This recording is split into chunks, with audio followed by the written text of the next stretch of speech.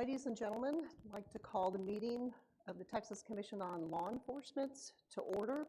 I'd like to ask everyone to please stand for the presentation of colors by the El Paso Police Department Honor Guard, the Pledge of Allegiance by Commissioner Justin West, and invocation by Senior Police Chaplain David Mayfield of the El Paso Police Department.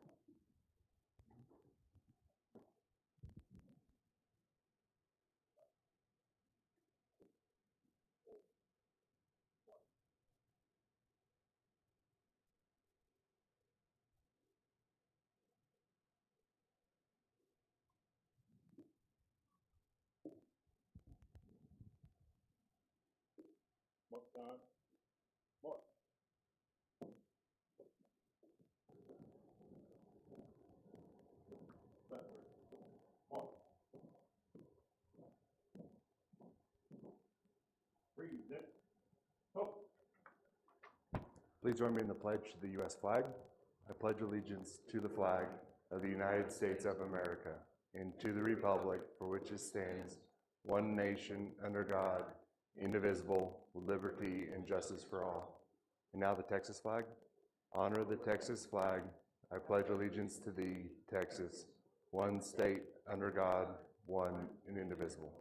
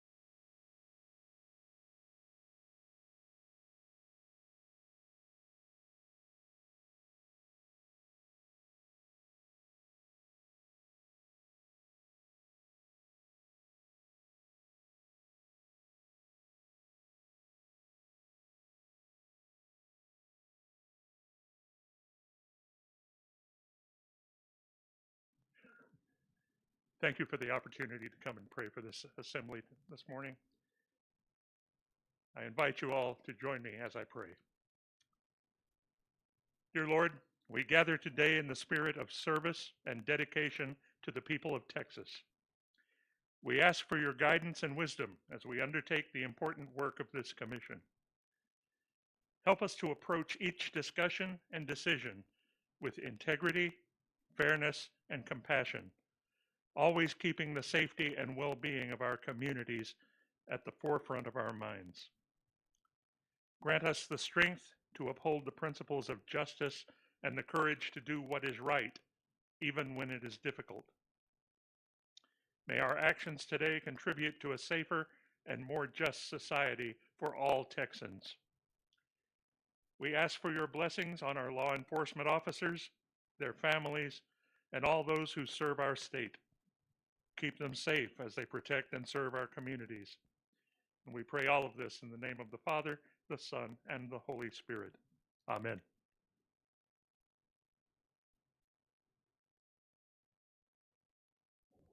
And you may be seated.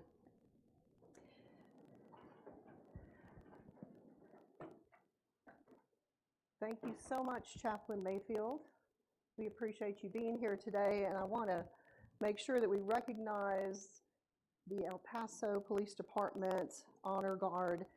That was Officer Araceli Rosales, Officer Nathaniel Daniel, Officer Lillian Armendariz, and Officer Christine McFarland. Let's give them a round of applause.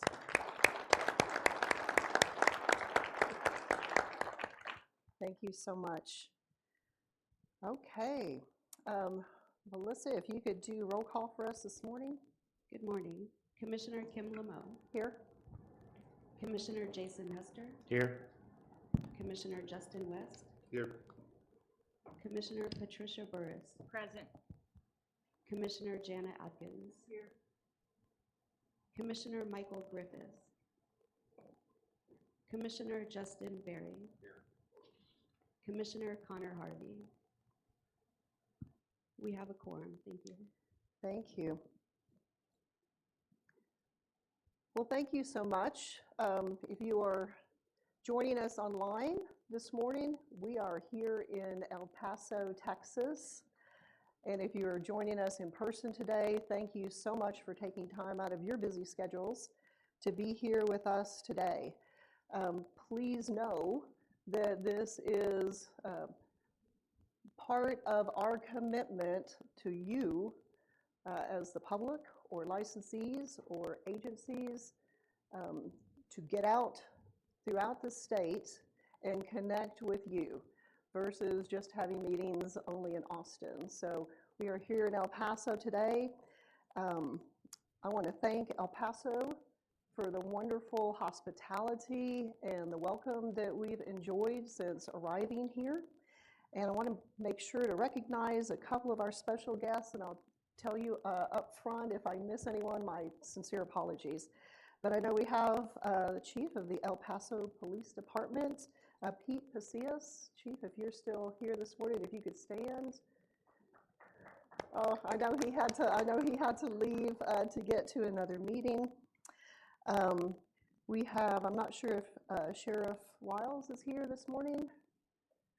We appreciate his hospitality.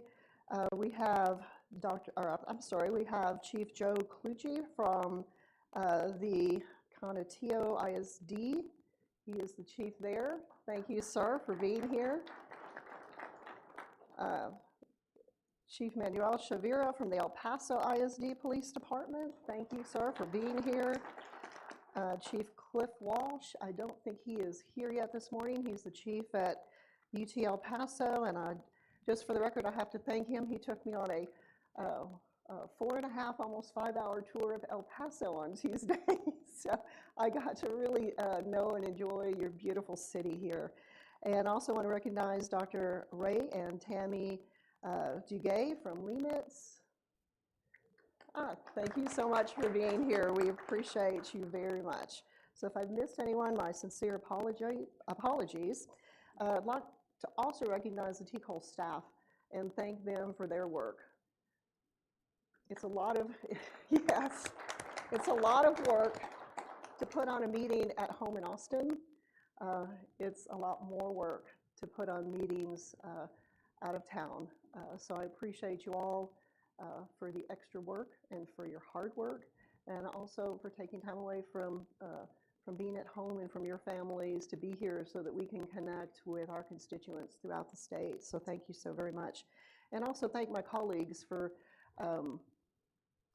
the same. I mean, we've made this commitment to connect with people, with you all, and thank them for their time and for you all being away from family too. So thank you so much. With that, we are going to move on to agenda item number 4, which is the approval of the minutes of the June 20th meeting. Do we have a motion? We have a motion. Do we have a second? Second. We have a motion and a second. All those in favor say aye. Aye. Aye. Any opposed? Same sign. Motion passes. We'll move to agenda item number 5. I have a few things to talk about this morning. We held a workshop yesterday, an all-day workshop with the commissioners and the TCOLE staff. Commitments based on feedback is we're going to, we hope to set the meetings a little bit further in advance so that people can make travel plans and get those on schedules. So we have dates that should be published very shortly for our 2025 meetings. It'll be March 3rd and 4th. And you don't need to write this down. This will all be posted on the website. June 12 and 13. Both of those meetings will be in Austin because of the legislature being in session. We will be there September 17th and 18th. We will be in Amarillo. December 3rd and 4th, we will be in Nacogdoches. So again, hopefully you see the commitment for us to travel throughout the state and be inclusive of everyone that we serve. So we do have some specific agenda items that we talked about yesterday that we'll address a little bit later on in our agenda today. We also conducted a strategic planning session yesterday. We had a great session. I think we all have some homework and a list of things to do from that session. So we'll be working closely with staff over the next several months to solidify that document, and as soon as it is, it'll be posted on the website, and we would welcome any feedback from you all here. So that is kind of my summary from yesterday, and we will move to our Executive Director, Greg Stevens, for his report. Thank you, Madam Presiding Officer. Commissioners, just a few things. What I've done so far each time, and I'll continue to do, I always want to talk about our staffing. I know traditionally Brian, our HR, has covered that, and he'll cover it more in depth, but we want to be very mission focused, but also understand the dichotomy of mission versus people. Mission first, people always. We can't accomplish our mission without the right people in place. So it's very important to me to always stay focused on our staff and on our folks. I've been reporting to you new people that we've hired since the last commission meeting. We don't have anyone new to report right now. Since the last time we met, we have made some offers, I know, to a new HR manager and a couple more, so we're on the cusp of having some new ones come in. But we did discuss yesterday about attrition and turnover, and I'm happy to report that we're actually doing quite well. We do have some, as expected in any large organization, but that curve line is going up for us on staffing. We have 86 employees on staff right now with 7 vacancies. You could call that 8 with the 0.6 factor that's in there. We're not going to hire 60% of a person, so we have 7 vacancies. And again, we are in the process of bringing on some key positions. So that's where we sit right now. And again, Brian will have some other details perhaps in his report as far as that goes. And I'll reiterate, as I do each time, that our goal by the end of the calendar year is to be fully staffed with all of our positions. However, I would rather have a vacancy than bring the wrong person into the organization that serves Texas law enforcement and the citizens that we all serve in Texas law enforcement. And our line is that we will only take the people who are highly qualified and worthy enough to serve the customers of TCOLE. And the next item on my report is I want to briefly talk about some new internal processes that we're putting in place as we work towards, and you all are aware that after passing the new rules, the model policies under our sunset bill, we turned the corner from building all of that up. We turned the corner into the implementation of Senate Bill 1445, and that is a big lift. You can see that in what all we discussed in budget yesterday, and so that. Some of those are, and I've described it as I've traveled throughout the state, as a sea change in law enforcement. It's big changes placed up on TCOLE by the legislature. We've received very, very good support. There are reservations. Anytime you have big change, there's a little pushback, and there are, I think the best way to describe it is optimistic caution, cautious optimism out in the state amongst our licensed community, be that peace officer, telecommunicators, and the jail staff. I think one piece that we sort of overlook, we have standalone telecommunications centers. They're very much impacted by a lot of these rule changes as well. They're just like a law enforcement agency. They have our licensees working there, and many of these new minimum standard rules, they impact them as well. And we have in the pipeline communities, counties that are trying to move to a consolidated communication center. Well, that's standing up a new agency, and so they're very much affected by these minimum standards as well. So it is very big, and you all know that. I'm preaching to the choir. But with that, my point is we have to change our internal processes. We no longer can just accept an application, run it through the mill, rubber stamp and put it back out there. And so we've put some of those in place that are, that again, it's a sea change We're developing that as we go. We know good and well that what we've put in place over the last few weeks, since June 1st, when that took effect, it's not going to look the same in a few months. We'll have to tweak that and change that as we go along until we get it the way it needs to be as we press through these first few months in this first year. So that's one of the big things that we're up to right now. We currently have 75 entities of various types and at different stages of the process. And I think that's something that certainly our licensed communities, and I think perhaps some of you all might not realize that there's that many that are in the chute, if you will, to create a new, not just law enforcement entity. Again, we have standalone communication centers, but an ISD police department, a small city, an incorporated city, but new agencies, there are 75 of them that are at different stages. Some just beginning, and those are kind of easy for us to put into the new process to say, okay, here, don't do anything. Don't do policies, don't do equipment, not even worried about your budget. We have to first meet that first requirement. It is new in Senate Bill 1445. Does it meet a community or a benefit to the community? We set a process up to answer that question. So these are relatively easy because they're brand new. What is challenging is we've had some that have been in the process for a little while, some that started back the first of the year but then stopped and now have wanted to pick back up in June after the new rule took effect for new agencies. And now we've said, well, all this stuff that you did back then, we've got to answer this question first. And so that's a big change, and we're coping with that. We're trying to find a way to be supportive and to help the agency that wants to stand up the community, the jurisdiction, but still meet the expectation of the legislature that said it has to meet benefit to the community. We want to answer that question. We want to ask earnest questions of the community. And part of that is we want to talk with the sheriff.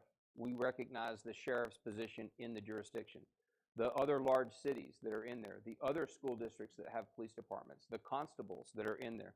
Some of the counties, there's a lot of law enforcement already in place. And so those are big things that we're trying to find our path through because it's all brand new for the agency.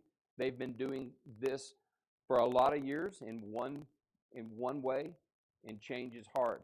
Hard for us, it's hard for the licensed community as well. But we're working our way through that, and that's what we're up to right now. That's a lot of stuff, and again, 75 of those that we're working on. One of the things that and we have Jim Malloy with us right now, who leads in the room, who leads our school marshal program. In those earnest questions, we're trying to make sure that everyone understands, is this school district, is this question that the earnest question we're asking, do you need law enforcement? Do you have crime? Or do you need security? Or do you need to guard kids to protect their lives? And that is a question that I think has to be answered before we stand up a new law enforcement agency, because we already have over 2,800 law enforcement agencies throughout the state. And sometimes I think that school marshal program might be the right answer if what you are looking for is security for the kids versus do you have a real crime problem that needs to be addressed with actual law enforcement and law enforcement officers. Those are some of the things that we're working on as we go through those new processes. Some of the things that we want to help jurisdictions focus on is the cost difference, the onerous burdens of running a law enforcement agency versus school marshals, versus an SRO agreement with your sheriff's office, with your local police department. So that's our biggest. Again, if you say what are we up to, that's one of the biggest things we're up to right now is meeting the first expectation of the sunset bill, which took effect June 1st, 2024. And then next up, of course, that we're looking at is the public license lift up. But Before I go on, are there any questions on that one segment about my report? We usually ask or offer to answer questions, but that's a big one that we're looking at. I know some of you may have already gotten questions on that. Director Stevens, so this, I guess, maybe not so much a little bit of question in some of the statements. So this is going to be, this is new, and right, and sometimes telling people no is not what they want to hear. But I think that is certainly the intent of the legislature. Yes, sir. When you go back and look at the hearings that took place at the Capitol, it was too many smaller agencies that didn't have the resources to stand up and could be better served by either an MOU or an agreement with the sheriff's office, the local police department that was already there, constable's office, or whatever. I just want to make sure that the general public or the general licensed community understands that part is that TCOLE is going to have to say no at some point. And I guess the other part, besides visiting with the local entities that are already there, what other things are you guys looking at to determine that base level? Sure.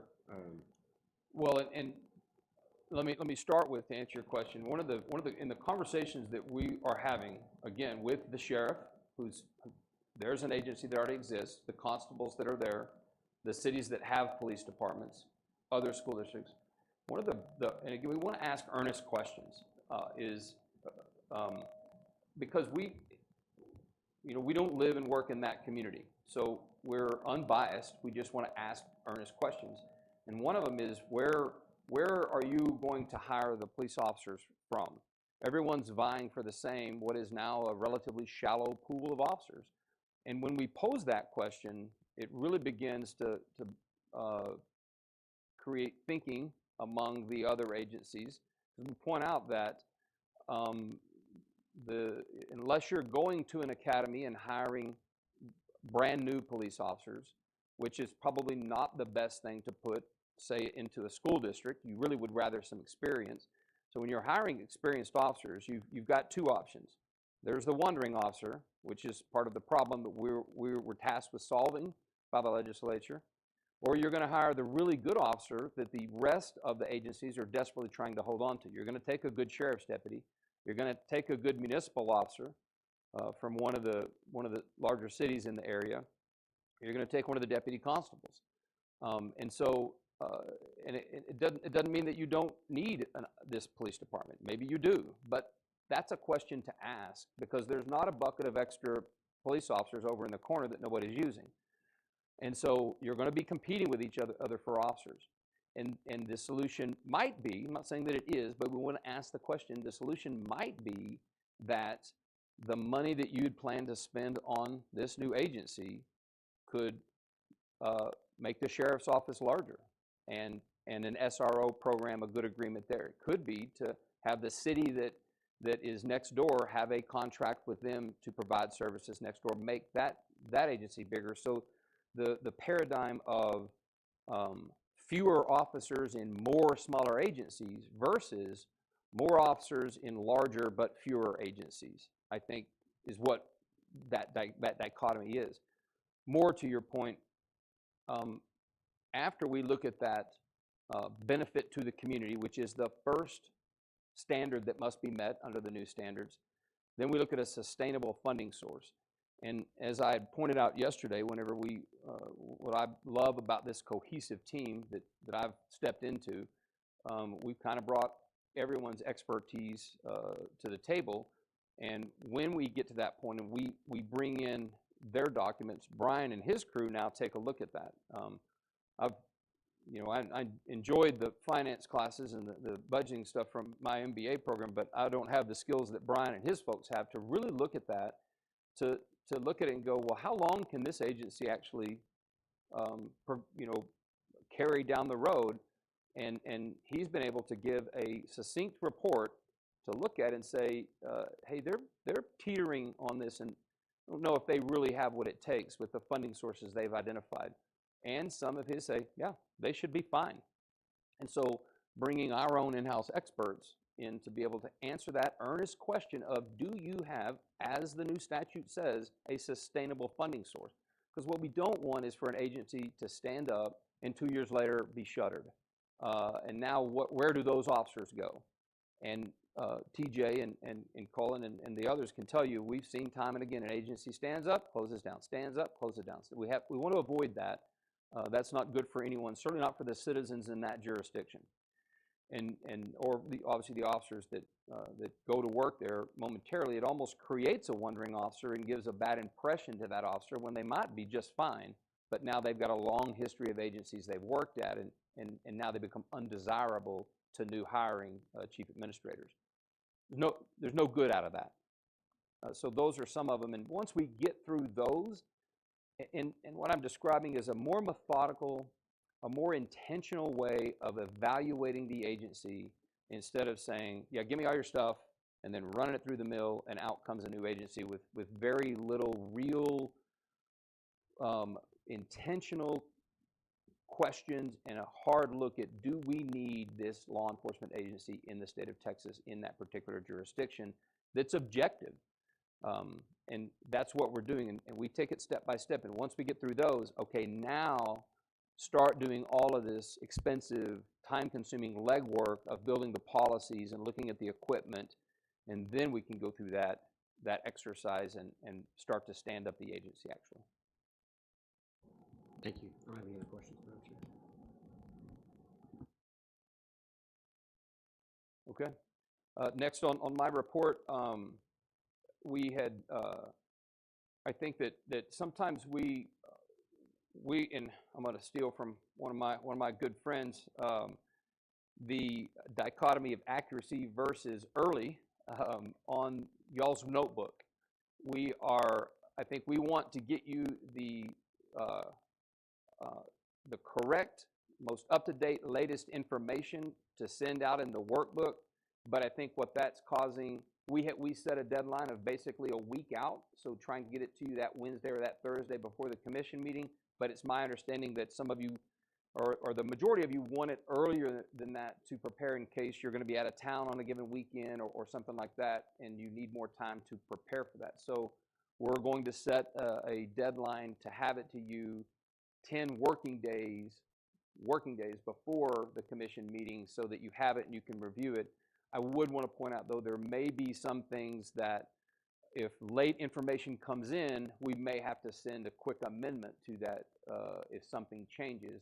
And again, it boils down to we may lose a little accuracy in order to get it to you quicker and earlier. But it's my understanding that some of you are, hey, I don't have the notebook yet. I need the notebook now because I've got this coming up and I may not have time to prepare for it. So we will commit to having that workbook to you. Melissa will send it out by close of business the Friday before, the week before a commission meeting. So basically 10 working days prior to a commission meeting so that you'll have as up-to-date of information as possible so you still have it in time. If something comes up, we'll send it out during that week. But that gives you a full working week to review it, plus a couple days beforehand. And I'll talk real quick. The final item, as I've covered before, our outreach process. We, since the last commission meeting, Jim Malloy and I attended the Texas School Safety Conference where we did talk about the school marshal program in depth. We had a lot of interest, great interest in it, and we are going to lean very heavy into that because I do believe it's a good alternative. In some cases, not in all, some school districts do need law enforcement versus security. I think in many cases, however, the school marshal program has become very robust. The training is good. It is a good alternative for many, many school districts, and we're leaning very heavily into that. And we spoke very about it at the Texas Safety Conference. We attended the JPCA conference, Commissioner in Fort Worth. We've been to Leamet, to several of their schools. I attended the South Plains Police Chief quarterly meeting in Lubbock, the Texas Panhandle Peace Officer Association meeting in Amarillo, and several of us went to the Texas Sheriff's Conference in the Metroplex. Total count, and it is an estimate, sometimes we've got to look around the room, 793 licensees that we were in front of since the last commission meeting. Can add a couple on my way driving out here. I had breakfast in Junction with the Chief Deputy in Kimball County. It's as I drive back, I've kind of mapped out to find a couple of our license holders where we can sit down and have a cup of coffee and ask them their thoughts on the sunset bill and what they need from us as we work towards implementation and towards some of the looming deadlines, if you will. Other meetings that we've had with representatives that Gretchen has set up for us. I met with Representative Carl Tepper, Representative Dustin Burrows, Senator Charles Perry. We've been to a Senate Finance Committee. We had a large meeting with TABC and their staff. A lot of storytelling in that meeting. It was remarkable. Senator Kevin Sparks, Representative Justin Smithy, and the youngest representative now in the House of Representative Caroline Fairley. She takes office in January, presumptive. She does go through the general election in November, all of those from Amarillo. So when we go into a given area, we try to meet with the representatives and the senators from that given area, sit down with them, and just make sure that they know our commitment to meet the expectations from the Sunset Bill and ask what they might need from us. That concludes my report. I'm happy to answer any questions you might have. Any questions from the commissioners? Okay. We will move on then to our report on credentialing, education, and field services with Director Colin Grissom. Thank you, Chief Lameau. Commissioners, we'll start off with education services update. We're still playing catch up on a lot of the older curriculum, especially in the intermediate core course arena. We have published several of those to the web, and most of those updates were updating statistics, making sure the statutory references are still valid. They weren't a lot of heavy content updates, so it was formatting, and so we had subject matter expertise help on that. There is a couple of them that were use of force was a little more substantive because of some of the statutory changes that needed to play into that. We've also recently published an instructor resource guide on elementary educational outreach. That was something that came out of a budget rider from last session that we needed to develop a course to help officers connect with elementary age students and strategies and techniques for officers to do that. So that instructor resource guide has been published. That course lends itself to online delivery, so we'll be building an online version of that to deliver on my TCOLE. We're working on analyzing missing persons investigations. Again, that was a course that came out, or a requirement that came out of the last session. That just completed public comment. We're doing some revision based on comment, so that one has not been published, but it is imminent. The cultural diversity, intermediate child abuse, crime scene investigation. As I said, intermediate use of force, I really want to call people's attention to that. Those instructors that use that was a pretty strong, almost total revision of that course. So they're going to need to really pay attention to updating their training materials on that. Arrest, search, and seizure, the court security suite, court security officers, security specialists, and security specialist update. All of those were updated. Basic civil process, the 3131 that civil deputies take, that was content added. We're in the process working with the Governor's Sexual Assault Task Force. And actually, we just published the new IRG for trauma-informed approach to sexual assault investigation. There was, again, legislation out of the last session that impacted some of the content for that. It also has an effect on the basic peace officer course because we needed to update the sexual assault and family violence chapter. So that will be published post haste. And it also required an update to missing and exploited children. And so both of those impact the basic peace officer course. So I would encourage academies to pull those, the ones completed down. As they get completed, they're going to need to update their curriculum. They'll have 90 days from our date of publishing to implement that. So if you have a class next week and we publish on Friday, you've got some time to incorporate it before your next class. Just a report, a reminder that we mandated the Finding Wellness course as part of the commission mandated training for this unit.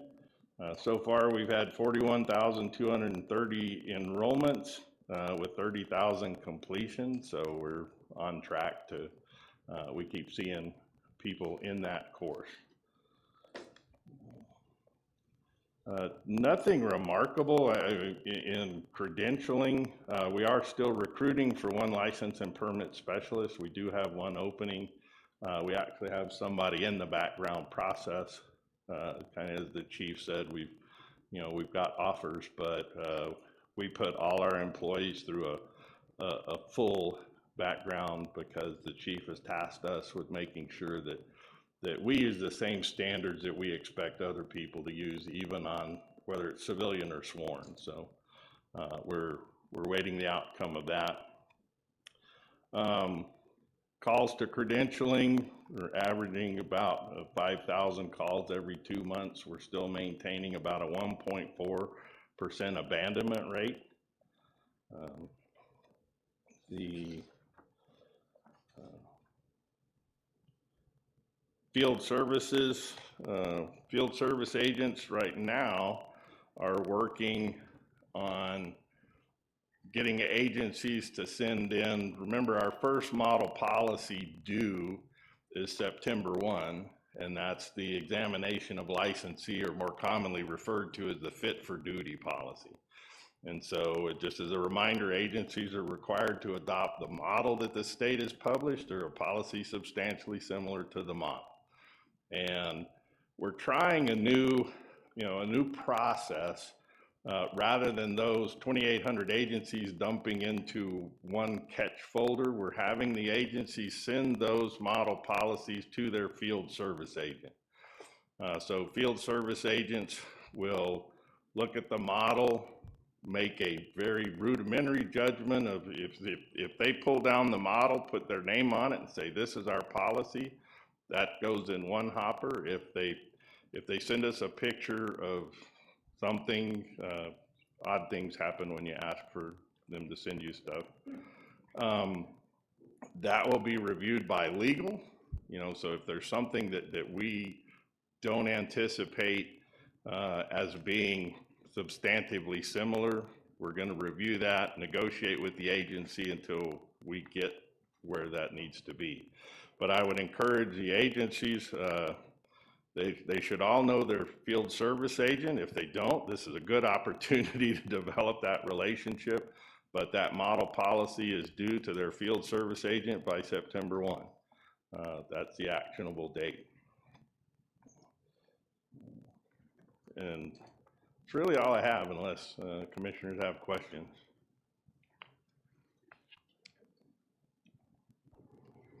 Colin, I just wanted to ask a little bit more about the elementary educational outreach training. So I know that's, like you mentioned, it's a new course that's being developed, or that's been developed, that's out there, it's voluntary. How much, just because I don't have familiarity with, the extent of the courses that we have, like in the SRO programs and all that, how much do we have that's similar to this, or is this the first of its kind? I think outside of, the different communication strategies taught in the BPOC, this is really kind of a unique thing for us. I don't know that we have a lot comparable. You've got courses that we don't manage, in school resource officer courses and DARE training, and there's some similarity, but this is really the first course for us in that vein. I kind of figured that was going to be the answer, but I wanted to verify. It seems to me, given where the legislature is wanting to, or has told us that they want this to go, that that's maybe something we really need to look at, not only for elementary, like this program is geared towards, but for middle school, junior high, high school. I mean, we have a lot of kids interacting with law enforcement, and there's, you know, it runs the gamut of familiarity with what that looks like, and, you know, ease of comfort with our law enforcement. So I really want to encourage us to keep working on that and building that out. You know, it's obviously going to be a very different interaction with a 6-year-old, you know, versus a high school student, but there's definitely a gap there, and I'm really happy to see that we've recognized that we have a gap between the officers trying to execute his duties and looking for threats, but there still needs to be that friendliness, shall we call it, with an elementary age student. And I mean, really the teachers and all the faculty and staff as well. So thank you for developing that. And like I said, I encourage more development in that space. In talking to Rachel Reinhardt, our education services supervisor, I think they developed some more expertise in terms of subject matter experts that they can use in that area, and they actually have some more ideas for things that we can do in the future.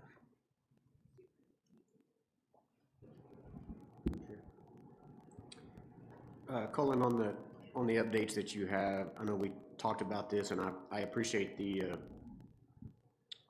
from everyone, the information that we get in the packets and how everything are. The one thing that I don't see is when somebody sends an email in, on average, how long is it taking us to get to them? I thought I had that in there. It's my mistake for not putting it in there. Our turnaround is about 24 hours on the 3 email systems that are kind of the catch-all credentialing help, and those, we're turning those around in about 24 hours. Do we send an automatic response when somebody sends in that says, hey, thank you, please give us 24 hours before we? I don't think it speaks to the 24 hours, but there's an affirmation that the email was received by the system.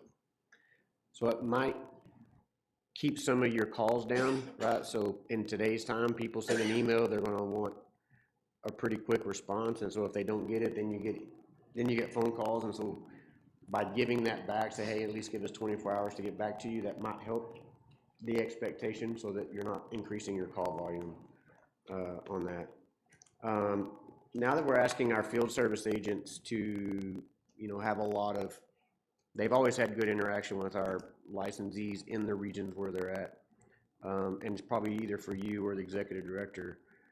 We used to bring our field service agents to conference every year, and it was a good time for them to interact with the training providers and everybody that was there. I think the last 1 or 2, we haven't had the field service agents there. I personally believe that that's a benefit to have them there, to be able to interact, even a breakout session where you could take all the West Texas folks, go get in a room with Shane and go beat him up for an hour and ask him a bunch of questions. Because that's your person, right? That's your point of contact. That's the person you go to. So I would like for you guys to look at that at conference, to allow the field service agents to be there, because that's who the folks deal with on the day-to-day basis. And we're making them all come in, right? We're making all the training coordinators come in, and they're bringing staff in. So for me, it's a good segue for them to make that relationship and get them all. The other part of it too is it's like any other conference you go to, or any other time when you get together, the networking amongst people in the regions, right? Because everyone in El Paso, of all the training providers here, are all facing the same challenges, right? And maybe they've learned something that works that they can help. So having that ability to make network connections, I know for me with the National Academy, that's a huge thing. I learn a lot from other state leaders of what goes on in other states when I attend the conferences And same thing for the IATLS conference and the things that staff go to for that. So if you guys could look at that. I got the email on all the education services update. I don't know when that was. I guess early this week or last week. Phenomenal job laying out all the courses for everybody. Said, hey, these are the updates and everything that goes on with that. So kudos to that. What I would ask is that when you do that, when you guys go make changes to forms, L2s, L3s, whatever you change in the forms repository, now we got to be careful. We talked about this yesterday of not being the auto delete email. Oh my gosh, there's another email from TCOLE and it goes on the auto delete. But at least for my agency at DPS, when you change an L2 or an L3 or an L1, man, it's a big deal when I got to go to recruiting and training and everybody in the pipeline that touches that form before it goes in. So when that change is made, it's a huge lift for us. And so some notice in that same part of how you did that, because that was phenomenal. I was like, I sent it to the folks. I'm like, hey, don't forget, these intermediate courses are updated. Y'all go out there and get after it and update it. But the forms would also be helpful for us to be able to do that. So great job on that. And on the other course that y'all created, the Finding Wellness course, I told you this in person yesterday, but I'll say it for the group. If you haven't taken that course online, it's a very, very good course. I think you guys did a great job putting that on there. It's free on your My TCOLE account. So I encourage everyone to go on there and do that. And I think my last comment / question is, I know we talk about this, I've talked about this a lot since I've been on the commission, but we've got to update the BPOC questions. We've got to have some kind of analysis of the questions. We've got to go through there, and it's a big animal to undertake, and I understand that. But we have got to make that like a priority, in addition to updating portion of the learning objectives of BPOC. I know we're working through a committee to do some of those updates with that. But in today's time of what is relevant for law enforcement in Texas, there are some of those BPOC objectives that I even look at as when I was teaching at the academy of like, man, this one's rough, right? So I would ask for a good, thorough review of learning objectives and questions and come out with something that is of great benefit for our licensees coming out. Commissioner, actually, you hit on something that I forgot to report. It's here in my notes. We just signed a contract with Sam Houston State and Lemet, specifically Principal Investigator Dr. Bill Wells, to do a statewide job task analysis that will ultimately feed the basic peace officer course. That course should be based on a job task analysis, and ours is very, very old. So that contract is signed. In fact, I owe Bill a meeting next week that we will start to look at what the content of that is. And I appreciate you bringing it up, because I want to reach out to the regulated community here and say that Sam Houston's going to be coming, researchers from Sam Houston are going to be coming and asking agencies to participate in this job task analysis. And real simply, a job task analysis is, what does it take to be a peace officer in the state of Texas? What are the frequency of calls? What are the dangerous calls? Where do officers get hurt? What are we teaching that, if you're looking at the BPOC, is no longer relevant, to your point? What are the things that we're not even touching on? If you look at our current BPOC, there's not a lot of meat and digital crimes and all of the cyber problems that even a uniformed patrol officer can run into. So that will ultimately lead to a complete overhaul. We will need to impanel a SME committee and take a deep dive, soup to nuts overhaul of the BPOC. So we're starting down that road, And that's got to be informed by this job task analysis. And so I will keep you updated as that occurs and where we are in the process. It is going to be a lengthy process. Statewide job task analysis is going to take, best case, 6 months, probably a year to get it in the can, analyze the data, and come out with a work product. And that will ultimately inform the committee, but we are working that direction. In relation to the state, all of the state licensing exams right now, we have a full-time position that is going chapter for chapter, and question for question, retiring old questions, making sure that all the legislative updates are met. So based on the current curriculum with the flaws that you described, the test, I am confident, matches the content of the current curriculum that's being taught, or at least published by the state. So the test analysis is going on real time, constantly.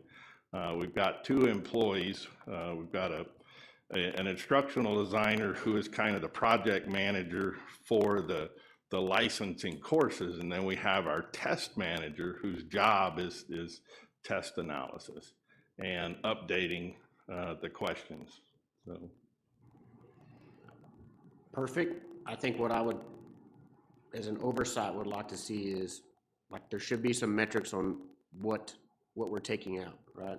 okay, Of a simple one-pager, not a grandiose thing of saying, hey, we found these number of questions, these are numbers. I don't need specifics because I'm not trying to get into the bank. You have to protect the integrity of the exam, but some one-page thing to let us know, hey, these are the question numbers that we found that were inaccurate, that were retired.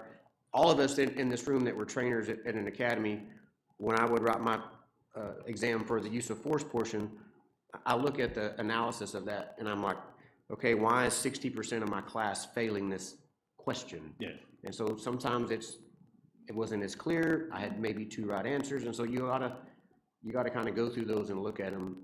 And so when you look at the average score of the state licensing exam, I think that tells us where we have our issues with. And then as they're working through this and then developing new ones when that comes out, super excited about that. I think that's going to be a good thing for the profession moving forward, and for the commission as well. So thank you so much for that. I don't have any other questions. I think. And I agree too. And also, I know they're probably doing this, but I've had a lot of complaints from the people that I test for format stuff with the testing, grammatical errors and spelling errors, gaps in some of the questions, and I don't know if they're actually, going through it and formatting it, but that's been my complaint that I received from most of my cadets, was just, it was hard to read the test questions. Some of them were spelled wrong, some grammatical issues, so. that's part of the review. Yes. It absolutely is. Okay, and I just, I would just, again, concur what Jason said, what Commissioner Hester said, that there is some stuff that needs to be definitely looked at, so. Cullen, I know that you said that you want, earlier you talked about wanting the information to go to the field service agents first. How are we communicating that to the agencies? We've been using the direct email communications through our .gov email process. Also, one of the reasons for the change in process and putting it squarely with the field service agents is they know their agency. So they have their region, and rather than someone in Austin trying to process all these and then notify the field service agent who still owes us the policy, they see it in real time. Okay, I've got one from 5 of the 6 agencies in this county, and so they know to proactively. So we're using both the field service agents to proactively reach out and ask for that, but also we're using our common, primarily email strings to chief administrators, because we can segregate them, and the ask is to the chief administrators. A follow-up on that, Colin. So that policy, I guess the question is, are we giving our field service agents the kind of training on what we're looking for with that? Have you guys met with them, brought them all in? Because there's going to be lots of questions from agencies, and the fitness for duty portion, it can get very complicated very quickly from an HR function standpoint for that, right? And so I don't want to put the field service agents in a bad spot of not knowing what it is. So I just want to make sure that we're setting them up for success to be able to answer those questions with that. Yeah, and we're not asking them to do a lot of diagnostic stuff. We met with the supervisors from we didn't bring all of them into Austin, but we met with the supervisors and the legal team. And so the legal team kind of gave us, this is what we're looking for. If it doesn't fall in this, then kick it to legal for that secondary review. So it's kind of a two-step process. We didn't want to hamper 1 or 2 employees with 2,800. So we've got each field service agent is responsible for between 250 and 300 agencies. So they're going to be looking at them. And then those things that either clearly don't meet the model, we get some weird stuff. Those things get moved over into the legal division for extra review, and then we negotiate with that agency to get to the point where we both need to be. And so that's first time we've used this model, but we think it's gonna work well, and it's another chance for us to reach out to that individual chief administrator of that agency via their field service agent and strengthen that relationship and that technical assistance aspect of the field service agent position. I just want to make sure, I mean, how many field service agents do we have? What? Yeah, 12, 10? 10 plus And, supervisors. Yeah, bringing 10 in isn't, or doing a WebEx isn't going to be difficult to give them what they need, give them an opportunity to ask some clarifying questions that they may have. And so, because they're going to get hit a lot, and there's nothing worse than saying, oh, I don't know, let me call somebody else. So as much on the front end as we can to help them with that, I think that'd be good. It was more a function of speed than economics. It was just, we could get Richard and Derry in, after we made the decision. But it's an ongoing process, and we're working through it.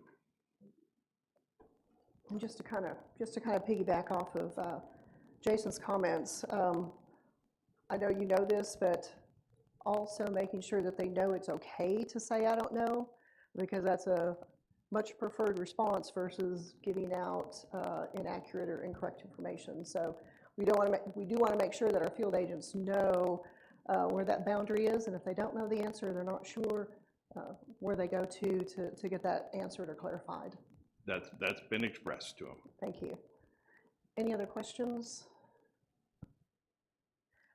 Okay, I'm going to take a selfish moment here and recognize my colleague who came in. I know he had a meeting this morning. That's Chief Cliff Walsh from the University of Texas at El Paso.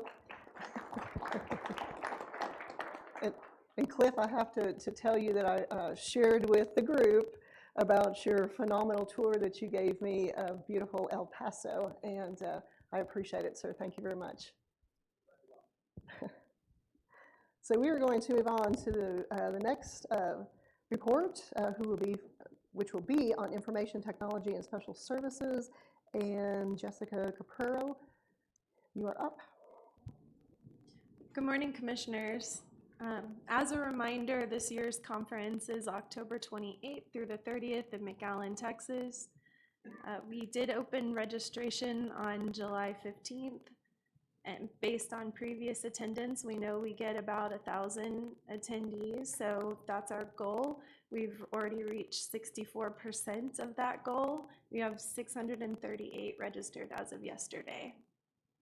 The exhibit booths are filling up fast. We've got 107 booths to fill. Some exhibitors like to purchase more than one, so we have 64 unique exhibitors so far, and that fills about 73% of our booths.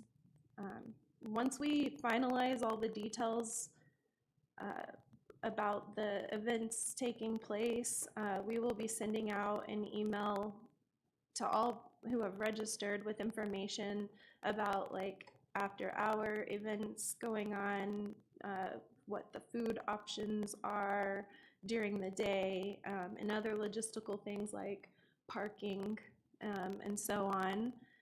We're also working on publishing course descriptions on the website and within the mobile app, so attendees can have more to go by on their choice of session. And of course, we will be using the mobile app again this year to complement what we publish on our website and what we send out by email. As for our major IT projects, our next major launch is going to be the public license lookup, but before we can launch that, we do have to launch our unified login. It's an important piece to the requirement for public license lookup to have a login. So we're harnessing that tool to create the login. It will be standalone. It's not wrapped up in the My TCOLE and TCLED's login. There will be an option to access it from our website as a separate application.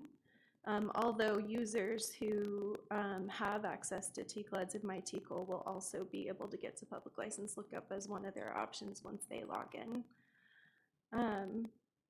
Since we actually have both of those applications in a near complete state at this point. They're in both our development and production environments, but we are testing those really intensely to make sure that we can resolve any issues before launch. And we are working through some issues. It's really important to us that the unified login and the public license lookup perform as we expect them to, and also that they are secure. So we are having a third party do penetration testing on our systems. We're awaiting that to take place this month. And because all these pieces are coming together, we're working through these issues. We're working we're working to get to the point where we can do user testing even outside of our agency. We have to have the space to also remediate findings and resolve issues. So there is a possibility that we will pass our deadline of September 1, but we do not foresee that going any further than September 13th. So it's possible that we may be 2 weeks out from our anticipated deadline, but we are very motivated to reach the September 1 goal. So we're doing everything we can to keep it on track.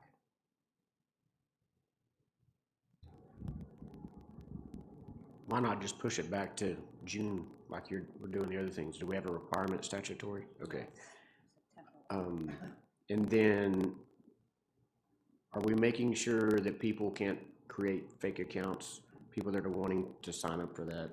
One of the login requirements is to verify your email address, but you know, there is always the possibility that somebody creates an email address just for that purpose. Yeah. Okay, thank you. Jessica, I'm going to ask either you or Director Stevens. I know that there's a lot of misinformation about this. There's a lot of fear of, oh, people are going to be able to look up, you know, my home address, my family members. Could you speak a little bit about that? Because we're trying very hard to help people understand exactly what this is, that it's been around, and kind of what it is and what it's not. Yes, ma'am, I'm glad to. You know, a lot of people understand that if they've taken the time to read through it and they get it and their concerns are alleviated. However, there is a large number of people who, it's the classic thing, they hear something and by the time it gets to the end of the line, it's morphed into, they're putting all of our information out on TCOLE's public-facing website. And what is human nature, rather than go and look that up, they just become upset and then complain to us, complain to you guys. And so the best way to overcome that, I think, is in what we're doing, is face-to-face, getting in front of the licensed community. Everything that we do, whether it's at Limit through the chief's classes, at the sheriff's conference, whether it's through the continuing constable's education, whatever it is, or a great example, driving out here, I had breakfast in Kimball County, and the chief deputy there, he had a question about it. He wasn't sure. He said, I think and he asked more of a confirming question. Now, it doesn't have any kind of like addresses, and so it was an opportunity for me to really firm up with him and say, no, sir, it is where you went to the academy, it's your training hours, it's everything that's on your PSR. And a lot of people don't know what their PSR is. It's a great opportunity to explain what is your PSR. You can go to your My TCOLE account, print that up. It's your training background is what it is. And I do make clear, we make the point to folks that that's already available. The way people get it now is they email Gretchen and her folks, they email us a public information request. We get hundreds of them every year, and it is the bulk of the open records requests we get. And without hesitation, because it's the law, we immediately send that to the requester. Immediately we do, because it's the law. The only difference now going forward after September 1st is they're not going to email us. They can log on, create an account, and see it. It has no address. It has nothing that could identify the officer and cause a safety concern. I get, and I fully and completely understand that we're afraid that a bad actor will find information where they could go and track down an officer and cause harm to the officer or the officer's family. So we're really out there with the narrative when we're in front of the licensed community to say they can't do that whatsoever. The other piece to that is the chief administrator, the officer or the chief administrator can request that officers involved in undercover work, sensitive investigations can be excluded from that.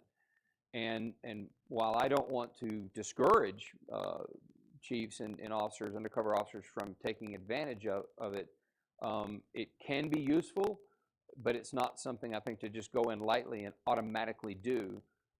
You want to keep in mind that there are ways, publicly available ways for a bad actor, certainly big criminal organizations, to get the full roster of a police department. Probably won't matter if it's a very large agency, but if you're a smaller agency and you could get that full roster, when you begin to exclude on this side, again, if most of our crooks are not that complex, if they were more complex people, they probably wouldn't be dealing cocaine. But there is that opportunity, and if they could do that by simple deductive reasoning, you could see the two people that aren't on this list. Now we can somewhat track that, but it's not a perfect system, and so it could cause you problems. Again, we don't want to discourage people from taking advantage of what the legislature put in. I think it can be useful, but we are going to make sure, again, like what we want to do, we don't want to, I'm not a fan of blanket policies. I want to have a conversation, and I want to make sure that the chief administrator and that officer understands, hey, just think about it, go into it thoughtfully, make that intentional decision, and if you want to do that, we'll certainly help you out with that. But for sure, nothing that's on here it's already there, already exists, and it's not information that would lead to the identification of addresses, families, anything like that, where your identity could be stolen. Nothing like that. It's already public available information. No. Thank you for the clarification, but also thank you for explaining the potential unintended consequence of using the exception. So, That's all I have on my report. Do you have any questions? So you said we've had a small number of issues with the system so far. How many of those issues are major issues versus just a minor correction? So the issue, for example, that we're working through right now is with the user conversion into the unified login. Once we get all the users in there, then we find characters that that don't work with our new system that we have to figure out how to write scripts for and go through and clean up. and then communicate back to the user that their username is now this. And then, you know, performance issues of that conversion itself. When we first ran it, it took like 3 days to run just to convert everybody over into it. And so we're working through the performance of the work we're doing to get everything into that. And then, then we need to work through and make sure that once you're logged into this new login, that all of your permissions are appropriate through the system still.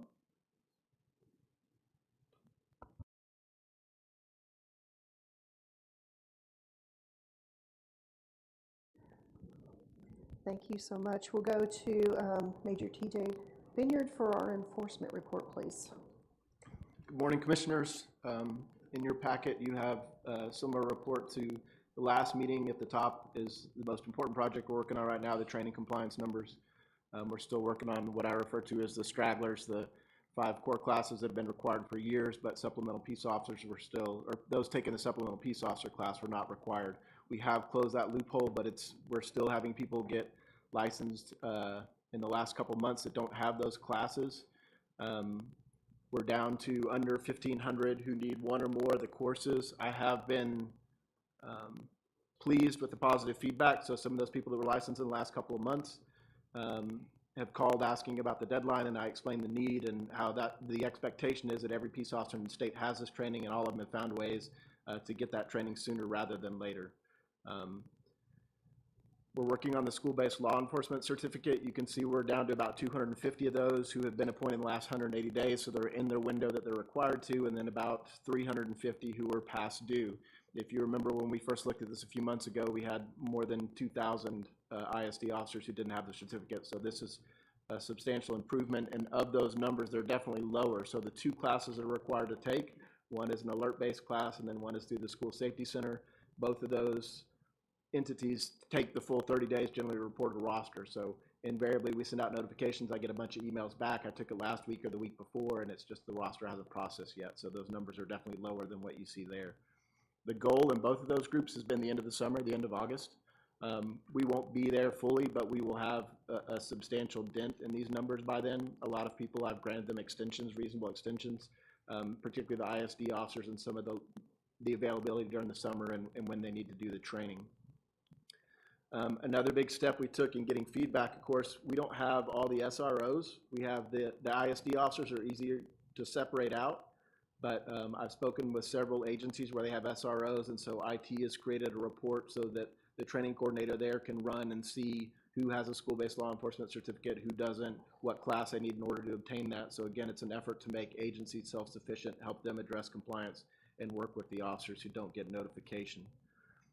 I've also asked my team to work on weekly numbers for these training compliance and give you graphs. I think it will make some of this will make more sense. So these straggler courses should reach 0 in the next few months, right? Once we eliminate that problem, that will be solved. That is an old legislative problem we're trying to clean up.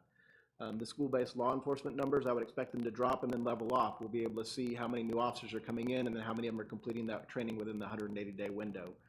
And then we're also doing similar notifications now on new chiefs and new constables to make sure that they're getting their training within a period of time, and you'll be able to see the number of notifications and how those numbers kind of level out. So those numbers we would include in every report, and then of course the unit and cycle numbers and the alert numbers. As we get closer to those deadlines, we could provide those numbers and the number of notifications we're sending and the impact those are having. On Ratback, our other big project, we're over 127,000 subscriptions now. We're down to about 10,000 licensees that are licensed but are not in the system. Of those, I expect probably 800 to 1,000 of those are going to be what we need to clean up. So when we go through and look, we have some old artifacts, for example, old elected officials that haven't been closed out. We found that we had some certificates that were in there. They used to be classified as licenses, so we're going to remove those from the count. But I expect we'll be somewhere around 10,000 when we're done. There's still a couple of problems with how we're working with a couple of agencies, how they're being classified. I think we can knock another couple thousand out of that.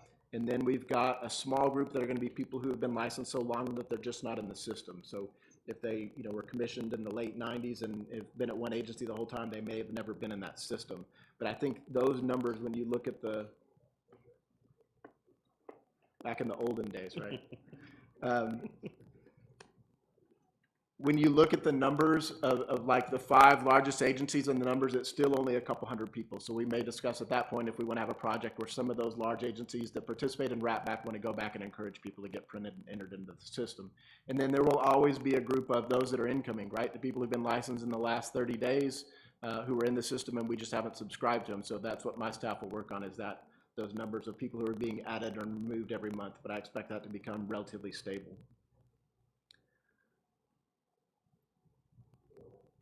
Yes, sir. So for those of you that are here listening, so like your reserve programs are full active, probably going to be a big chunk out of that for some agencies. At least I know for mine, probably our Special Ranger program is probably going to be the large chunk of that. But it's going to require police and for chiefs and sheriffs and stuff to tell those folks, hey, you got to go back and get printed, right? You need to go to IDEMIA, you need to go, or come to the office and get your prints in for some of those. It could, right. But as you and I have discussed, the numbers are actually a lot lower than you would think, because there are a lot of people who think they're not in the system, but they've got a license to carry, they got a security license, they were entered in the system through some other means other than their initial appointment. I think that there will be a handful of agencies that might have more than 100 people. The other ones, it's going to be less than 100 people. And so I think then we would discuss, do we want to ask everyone to do it? Do we want to just do the top 5? Or those, again, all the new licensees are being entered now. So that problem will go away over time. Yeah, over time. In the next couple of years, it's not going to be, that number will get down to 0. And we're well into the 90s. I think a 93% subscription rate now. So I expect we'll approach 95 without doing anything, without asking anybody to get printed. Awesome, thank you. So again, I have the E1 numbers in there. This is a good example of something you talked about yesterday, Commissioner Hester, when I have the numbers of how the reports were received and the percentages on those. And I had noticed that our notifications through RATBAC were declining steadily month by month when our subscriptions were increasing, and that didn't make sense. I went back and found that it had to do with the way that my staff was entering and understanding of what that data meant. And so they went back and corrected all the numbers from the first of the year. So you can see that our RATBAC numbers are relatively steady, that, you know, well over 90% of the cases we get notified. What I'm most pleased about is, you know, since we started issuing reprimands and then notifying agencies of the failure to report, you can see that those numbers have steadily increased, not just by the licensee, where we see a pretty substantial increase, but also by the arresting agencies and the appointing agencies. And again, as I've mentioned in the past, I've had really good feedback from some agencies that have changed their process or policy to make sure that things that were missed at an arrest don't get missed again. So I expect these numbers to continue to improve. We have the breakdowns on the priority arrest types. And again, the expectation for my team, and particularly for my supervisors and enforcement, is that if someone has been arrested under circumstances where we could pursue a summary suspension, that we make sure that they are not acting under the authority of their license and that they are not able to, and if they are, that we refer it to legal and start the summary suspension process. TJ, I've got a quick question for you on that. Yes, ma'am. You're showing 59 notifications were sent to arresting agencies that did not report an arrest of a licensee. Do we have an education issue there, or can we tell how many, maybe how many agencies just didn't know that the person was a licensee? I mean, they didn't disclose it? Right. So there are several different problems, and I think in the end that the numbers are going to be similar to the number below it is the appointing agency, which is substantially less than that.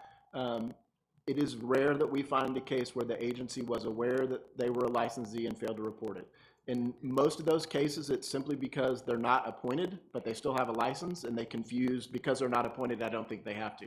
Most of them are they were unaware that they didn't disclose it. Because you got to remember, someone got a temporary jailer license, worked there for 6 weeks and left, and gets arrested a year later. They're still a licensee. That it wouldn't even occur to them to mention that to the officer in a lot of those cases.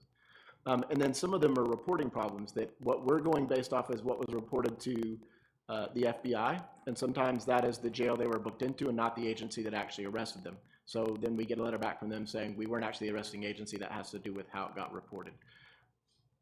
The purpose of the letter we're sending in large part, and we've actually revised the structure of that, is to make sure that they're aware that we need a copy of that arrest report in order to pursue the process that we have to either restore or suspend their license. And then also just to make sure that they're aware of it so they have the opportunity to review and make sure they didn't miss something. By and large, they didn't, but I don't want, as we talked about yesterday, I would hate for them to fail to meet the rules and we don't let the chief administrator know, because then how can he solve the problem, right? And that's our goal in this process. It's a letter to notify them. It's not a warning letter. It's not a reprimand. It's just to make them aware. Yes, ma'am. Below that, I have some charts that break down the appointment of prohibited persons. I know we're going to talk about this a little bit later in the meeting, but again, the concerning increase in numbers here is an illustration of the wrap back work. These are largely old cases. So if we subscribe to 10,000 people in a month, every one of those people that we subscribe to has something on our criminal history. We get a hit. My team has to go through it, review it, obtain the court documents, determine whether or not it would impact their license status. And some of these are people that were appointed 8 or 10 years ago, and then we have to open a case and go back and it's actually more complicated than that, because we have to research what the rules were and what the law was at that time and go back and make sure that their appointment was valid. I think I mentioned this in the last meeting. We found one at one of the largest agencies in the state, and they went back and audited everyone in their agency. So then we got 10 or 12 cases that they brought to us to make sure that they hadn't made a mistake 10 years ago, 15 years ago, and we worked with legal to go through all those cases and resolve those. Again, all those things are moving us forward in what we're trying to accomplish. The people who never should have been here, we address those, but I think that the recruiting teams that we're working with and the chief administrators are going to be better informed and make better hiring decisions in the future based on those reviews. So I expect these numbers to go down. We created the spike through what we did in Ratback, but we're solving some old problems and we're improving the process going forward. And then there's another breakdown that shows you the license types, which of course the highest number is in the temporary licenses. And that's one of the things that my team is consistently reinforcing is the same standards apply for all license types, and making sure that the background process that's being applied for telecommunicators and jailers is the same as that for peace officers. And in some situations, they're being handled differently. They go through HR instead of through the sworn side, for example, for telecommunicators. And so making sure that they work with the other team to make sure that they know what those disqualifier standards are. I want to ask the audience real quick. We have a tendency to use terminology or acronyms sometimes. We try to police ourselves and catch ourselves and ask folks to explain. Is there anyone in the room, and please don't be afraid to acknowledge this, is there anybody in the room that would like us to explain Ratback? Does everyone understand what Ratback is? I can do it anyway. In case anyone's too self-conscious to raise their hand, I do think it's a really important tool because it's something we use, but that I encourage every agency to use, right? That I think it's a very valuable tool for the agencies. And basically, whenever you hire someone, they have to go to Identigo or they have to go through a print system where their prints are sent electronically to DPS. There's a front-end goal that helps you make sure that the criminal history information you get back is actually the person that you have in front of you, right? So that's something that traditionally we've done name-based searches, but those create the possibility of errors, and this takes the error off of you. It puts the responsibility on DPS to match that print to the file. So it helps reduce the number of people who were appointed incorrectly. But more importantly, you can go back and subscribe to their profile if you're the agency that hires them, and then anything that gets entered in the system after that, you get notified of. So what we have found is not only do you get notified of a new arrest, but if there's a possibility that they had an unresolved case or something that hadn't been reported prior to employment and it gets added after the fact, you get notified and can go back and review that. So that is something that we find from time to time is that a DA's office or the district clerk hasn't entered something or it hasn't been updated correctly, and you would get notified when that record changes. And so I think as a chief administrator, you want to make informed hiring decisions, but you certainly want to continue to get that information. And you should get notified nationwide if one of your licensees has information entered in that system.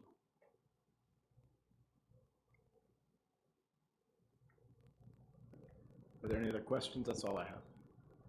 Any questions? Thanks so much for explaining that. I appreciate it. We're going to go to our government relations report to Gretchen Grigsby. Sorry, Gretchen. Good morning, Commissioners. So in the government relations world, of course, we've been continuing efforts to develop our partnerships and introducing Director Stevens to stakeholder groups and legislators, or reinforce those partnerships that already existed. We're working through internal and external communication of major changes, including the rollout of the fitness for duty evaluations and public license lookup in preparation for the September 1 implementation. On the fit for duty part, we will be sending out another email on August 19th. And in between, of course, we'll be working with the FSAs to see if there are any other targeted communications that we need to work on. We're very excited for the public license lookup, and I know we've already talked about that some today, but I want to truly thank the IT team for, I can't understate what an incredible lift this has been on them, and the amazing work that they've done to make this happen on what is a fairly short statutory deadline. We're looking forward to seeing the impact on what this looks like, what this does for public transparency with the law enforcement profession. And of course, as we've already talked about, working to overcome some of those anxieties that come with officers having their information out there for the public to be able to view. I think that the email communications that we've sent out, I hope, will help allay some of those concerns, because we've got screenshots incorporated into those email communications to show exactly what somebody will be able to see and the information that will be available through that system. So hopefully that will help alleviate some of those concerns. From the GR standpoint, our GR division standpoint, I'm curious to see how this will impact the volume of open records requests, because as the chief mentioned, last year we handled over 8,000 public information requests, and about 80% of those were for PSRs.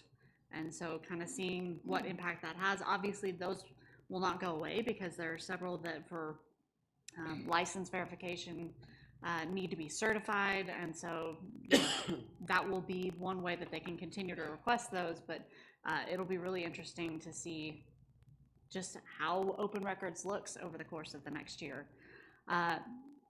Sarah Beth Barksdale has been working on an auto reply from the open records inbox to direct people of how they can access that information.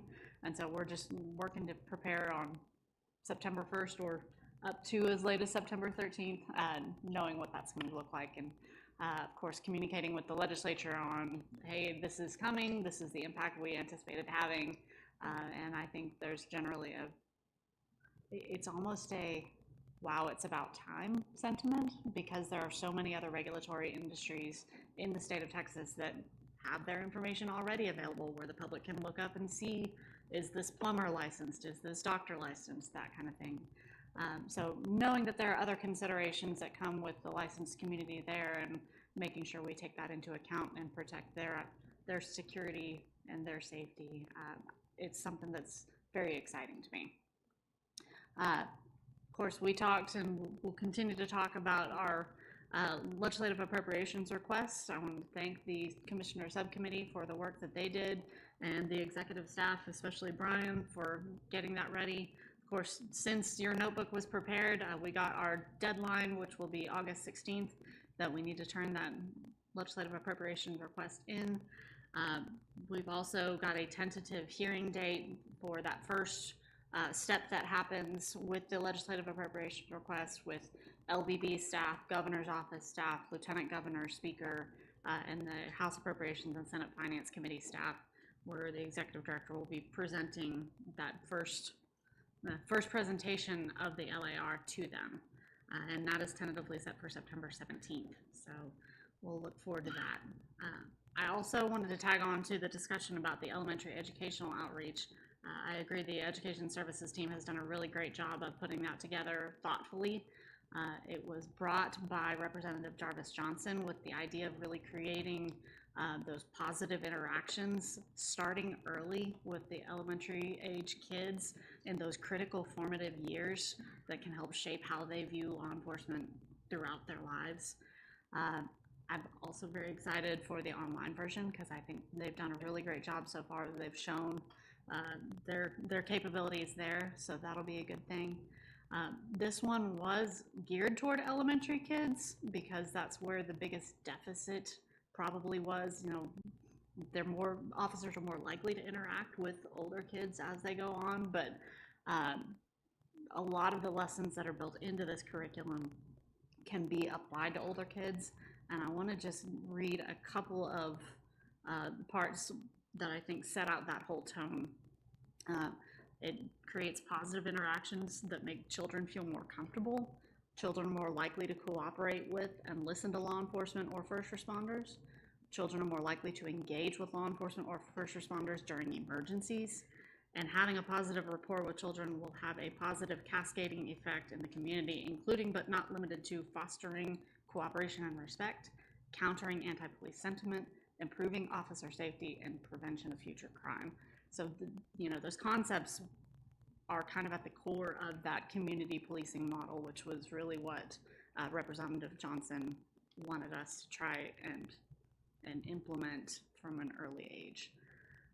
That is the conclusion of my prepared remarks, so I am happy to answer any questions that you have, and of course there will be much more to come as we get toward the legislative session.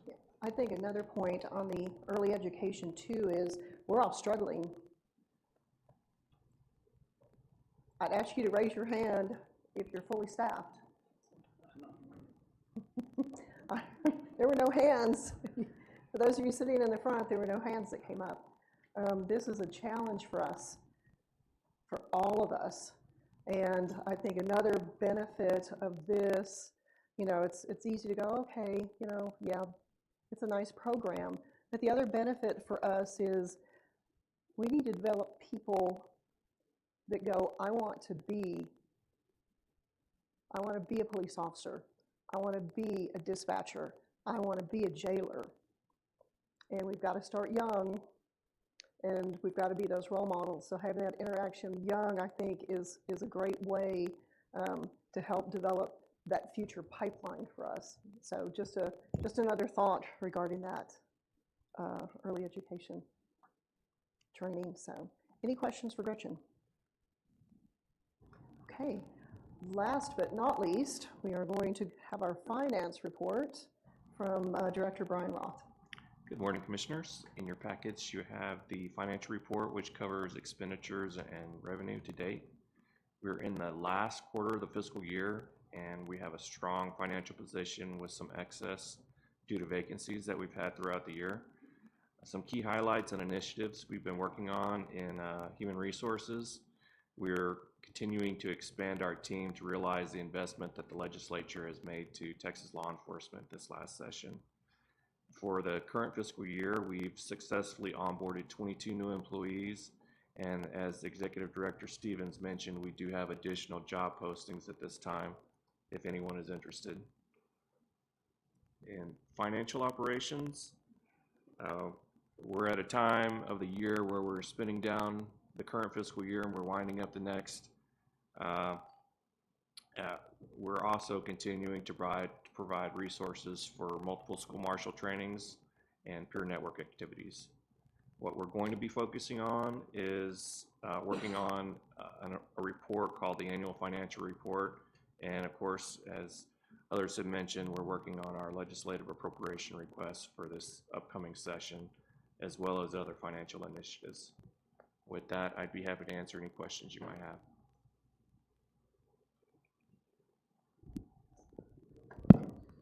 I did want to publicly recognize, Brian, the work that you've done. I think all of us in our agencies have our finance folks, and man, at the end of that budget year, it's a lot of work as you, like you said, as we wind down in one year and ramp up the next. So appreciate all the extra work there. But also, you've been working really closely with Jason Hester, who agreed to be the chair of the budget subcommittee in developing our exceptional items reports. And unfortunately, the other two commissioners, Mike Griffiths and Connor Harvey, are not here today, but appreciate all the work that all of you did to develop this, because this was a lot of work to develop the information that's going to go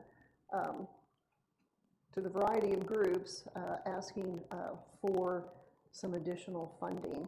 And for those of you that are in here, I think everybody's pretty aware of the sunset review and also all of the mandates that TCOLE was given to provide additional services to us. That takes people, and it takes money. And I think we're all struggling as part of our staffing challenges. Pay is just always a struggle, and keeping up to the agency that's next door or the other agencies surrounding us. It's just a constant challenge, and TCOLE is really no different. And one of our goals, you heard the director talking about, the goal is to be fully staffed, but that continues to be a challenge, as well as the retention that all of us are challenged with. So we've got this group put together this and put together the ask, and we want to be really transparent with this group. So if there are any questions from those that we serve, we are asking for quite a bit this coming legislative session so that we can do it, provide you with the service that you want and you need, but to do it right. We talked about, the heavy lift in IT and the fact that we want to make sure that we're protecting your information. That takes us being able to hire good people. It takes us being able to retain good people so we're not constantly in training mode. Y'all know what I'm talking about. So we are doing that. So I know as we visit, with folks, as we go out and talk with different groups, we want to be really transparent because we would welcome your support of that. We can't do it all, and we can't do it to the level that we want to for you and that we need to without having that budget increase. So we'll be working with a lot of different groups in the coming year and talking with them about the asks. We'll be working with our labor groups, CLEAT, TMPA. We'll be working with the different management groups, the Constables Association, Sheriff's Association, Texas Police Chiefs. But we want to be transparent, so if you have a question on what the ask is and why, we are more than happy to talk with you about it because we want and need your support. So, any other questions? I've been told, I'm sorry, sir. If I may, as part of Brian's report, what's in there is a new organizational chart. And as you said, when you have more people, and we are hiring people to reach that goal of our authorized strength of 93 right now, and we did put more personnel in our exceptional items. I think still we've got this massive vehicle of Texas law enforcement, more than 117,000 licensees, 2,800 agencies, over 400 training outlets with contract training providers and academies. We're still kind of trying to drive with a little bitty steering wheel, here. So, but as we add to that and get that more manageable, one thing that comes up is what every agency head, what anyone in the leadership and management side is how you allocate those resources, the allocation of scarce resources that all have alternative uses and where to fit those best in the organization. So we did, and we are continuing to take a hard look at our organizational structure and what makes sense. We did make a quick change. I want to make sure that you guys are aware of. So in Brian's packet, appropriately, the organizational chart is in there. And Jessica and I have had a lot of conversations. As you all are aware, they're doing an amazing job in IT, but the lift is very heavy, and I've watched her miraculously and valiantly juggle torches and knives and bowling pins and flaming stuff in the air. And we realized that some of that's becoming quite compressed on her and her folks with the heavy lift that she's doing. So one of her units, the special projects or special services unit, we felt like could probably be better managed, moved over. Not that Cullen's folks aren't busy and not that he had a whole lot of extra time and space, but made a little more sense for them to be in that area so that it would free up Jessica and her folks to really focus on what is very IT heavy. So you'll notice on your organizational chart in your packets or in your notebooks, in purple is a quick change. There is one part in there that we have not done yet, and it's still, we're not sure about that, but as we blend over some of the tasks that our field service agents face, we'll move towards that minimum standard level, and that will change. But right now, this is somewhat in concept, but for sure a change that's been made is Captain Gary Canella, his folks in special projects have moved over under Assistant Chief Grissom on that side right there. Any questions on that? Yeah, thank you, sir. And I have been told that we need to take a restroom break, so we'll be taking a short break.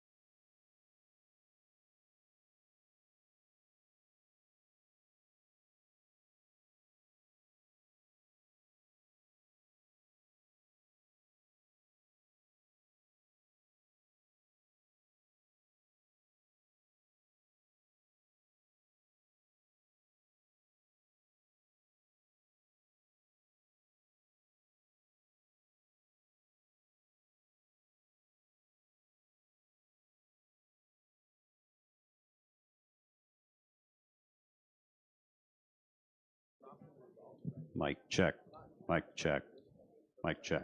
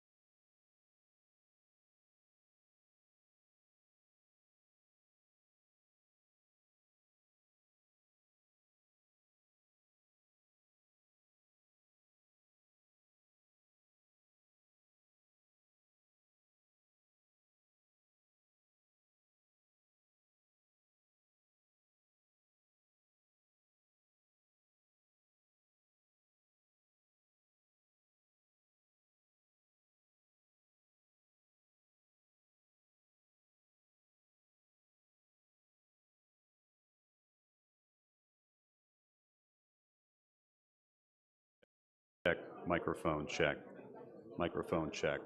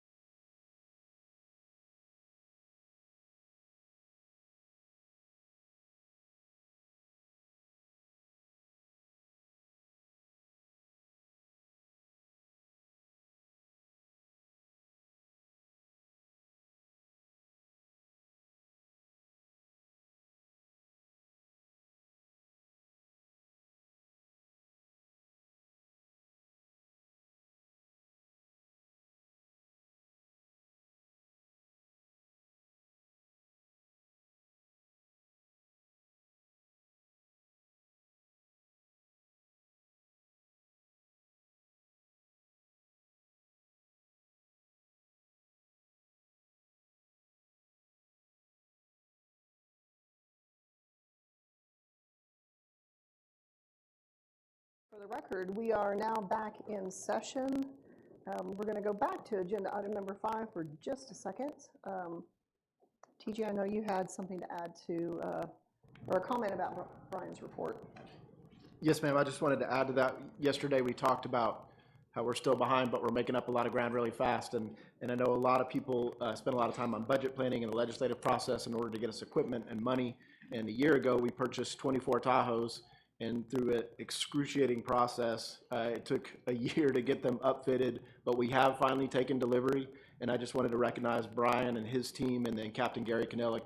Captain Cannella is usually here. He couldn't be here today, but he spent a ton of time over the last year. All those vehicles have been received. They've been issued to all our people. We had a fleet of, half of our people had 200,000-mile trucks, and the other half were driving personal vehicles or rental vehicles. And so we finally have made up that ground and caught up to where a lot of other people are. I think it's a big step forward for our agency. Well, I think many of us in the room can relate to the excruciating process.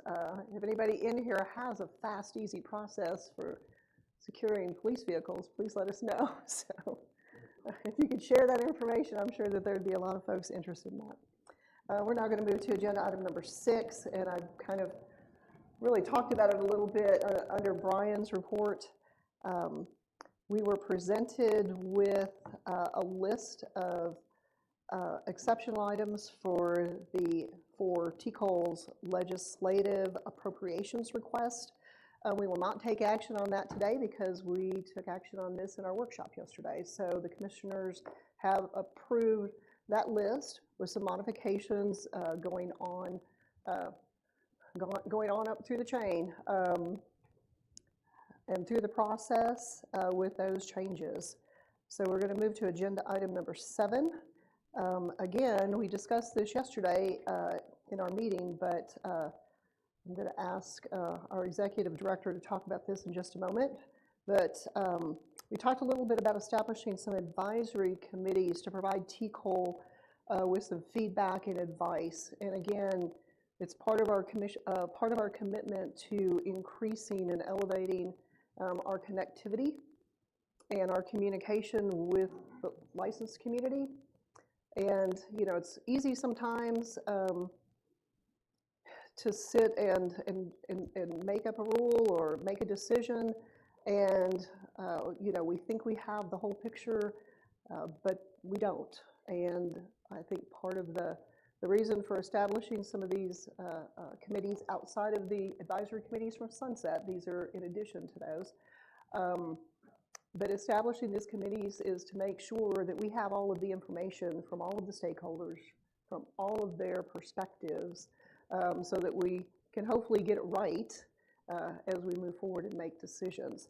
So we talked about that yesterday. The commissioners have approved the establishment of these committees, but Director, if you would share with the group a little bit or share with our audience what those committees will consist of, please. Yes, ma'am. Thank you. And I will be real brief. And to your point, I'll reiterate that we want to be sure that we're not trying to push bureaucratic solutions down our customers' throats.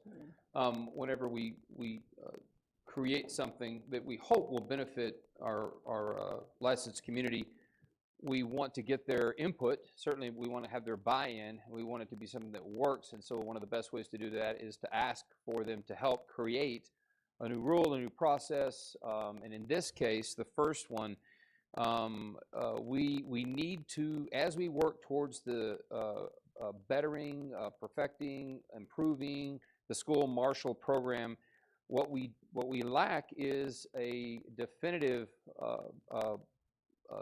job description. What are the specific duties and responsibilities of a school marshal? And we need that, one, for the benefit of the school districts and the jurisdictions that are going to have and hire school marshals.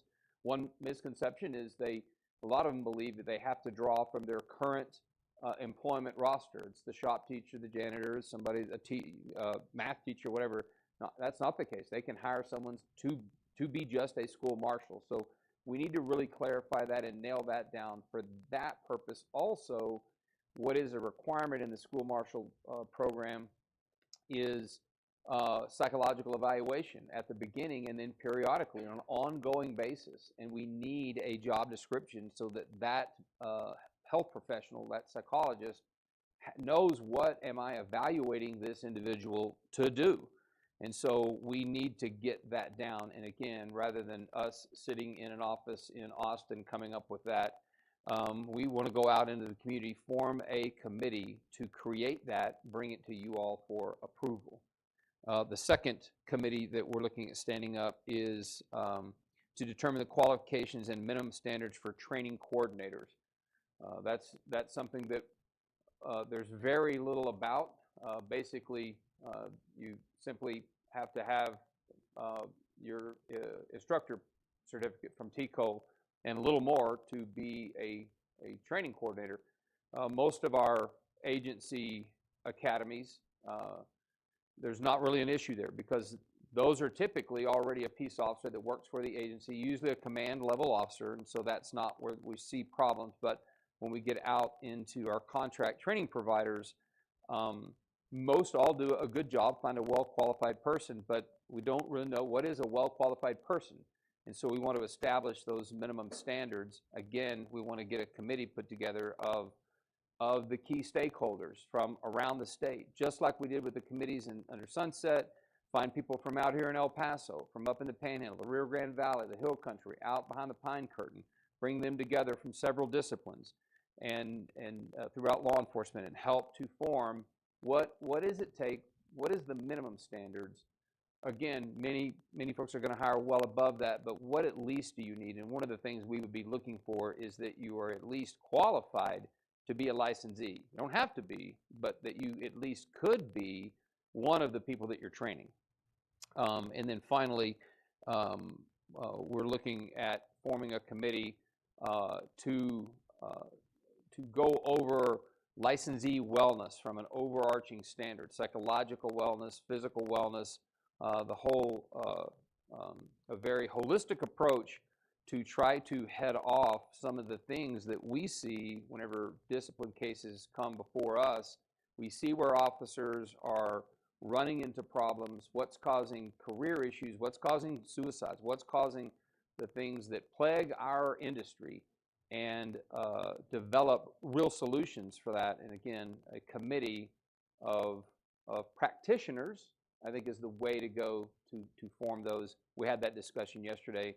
So for the benefit of those in attendance and to put on record here what those committees will be doing, and with y'all's approval, we will stand those committees up and get them to work, write a scope for their activities, get them to work, and bring you their products for approval.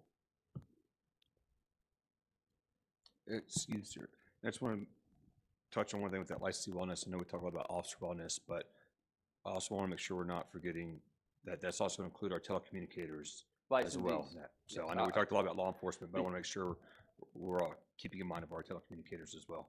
Absolutely. Anyone in the TCOLE licensee group, our licensed community, which includes peace officers, telecommunicators, and jailers as well. They all face issues, whether it's the 911 operator that answers the call and hears some horrible event over the phone, or deals with an officer involved shooting over the radio, those kinds of things. But you look at jailers that deal with in custody deaths, that deal with, jail is, they're in the jail with the inmates. So absolutely all of the issues they face, as well as peace officers who go out day in and day out on the streets of Texas and serve our residents, our visitors. Thanks for that clarification. Thanks, sir. Yes, sir. And then just in addition to that, for the audience, one of the things TCOLE routinely does, I'll go back to an example that when Colin was giving his report, talking about at some point in the future, we will be revamping the BPOC, the basic police officer course. So please understand and know that it won't be a group of TCOLE employees doing that we will be asking for help from you all from across the state to make sure that we have a lot of different eyes and perspectives on that. But there's also an opportunity not only there, it'll be in the future. But you know, there are other committees that are stood up from time to time where we do need and want your input, because a lot of times y'all are the experts, and you're the ones that have to take this and teach it, or take this and implement it. So I appreciate to the chief administrators, you know, I'll thank everyone in advance for allowing people to be a part of that, because that often involves travel to different parts of the state to meet, because we're pulling together people from across the state. So we can't, you know, we can't do the BPOC and just, you know, have El Paso folks here and have all the meetings here.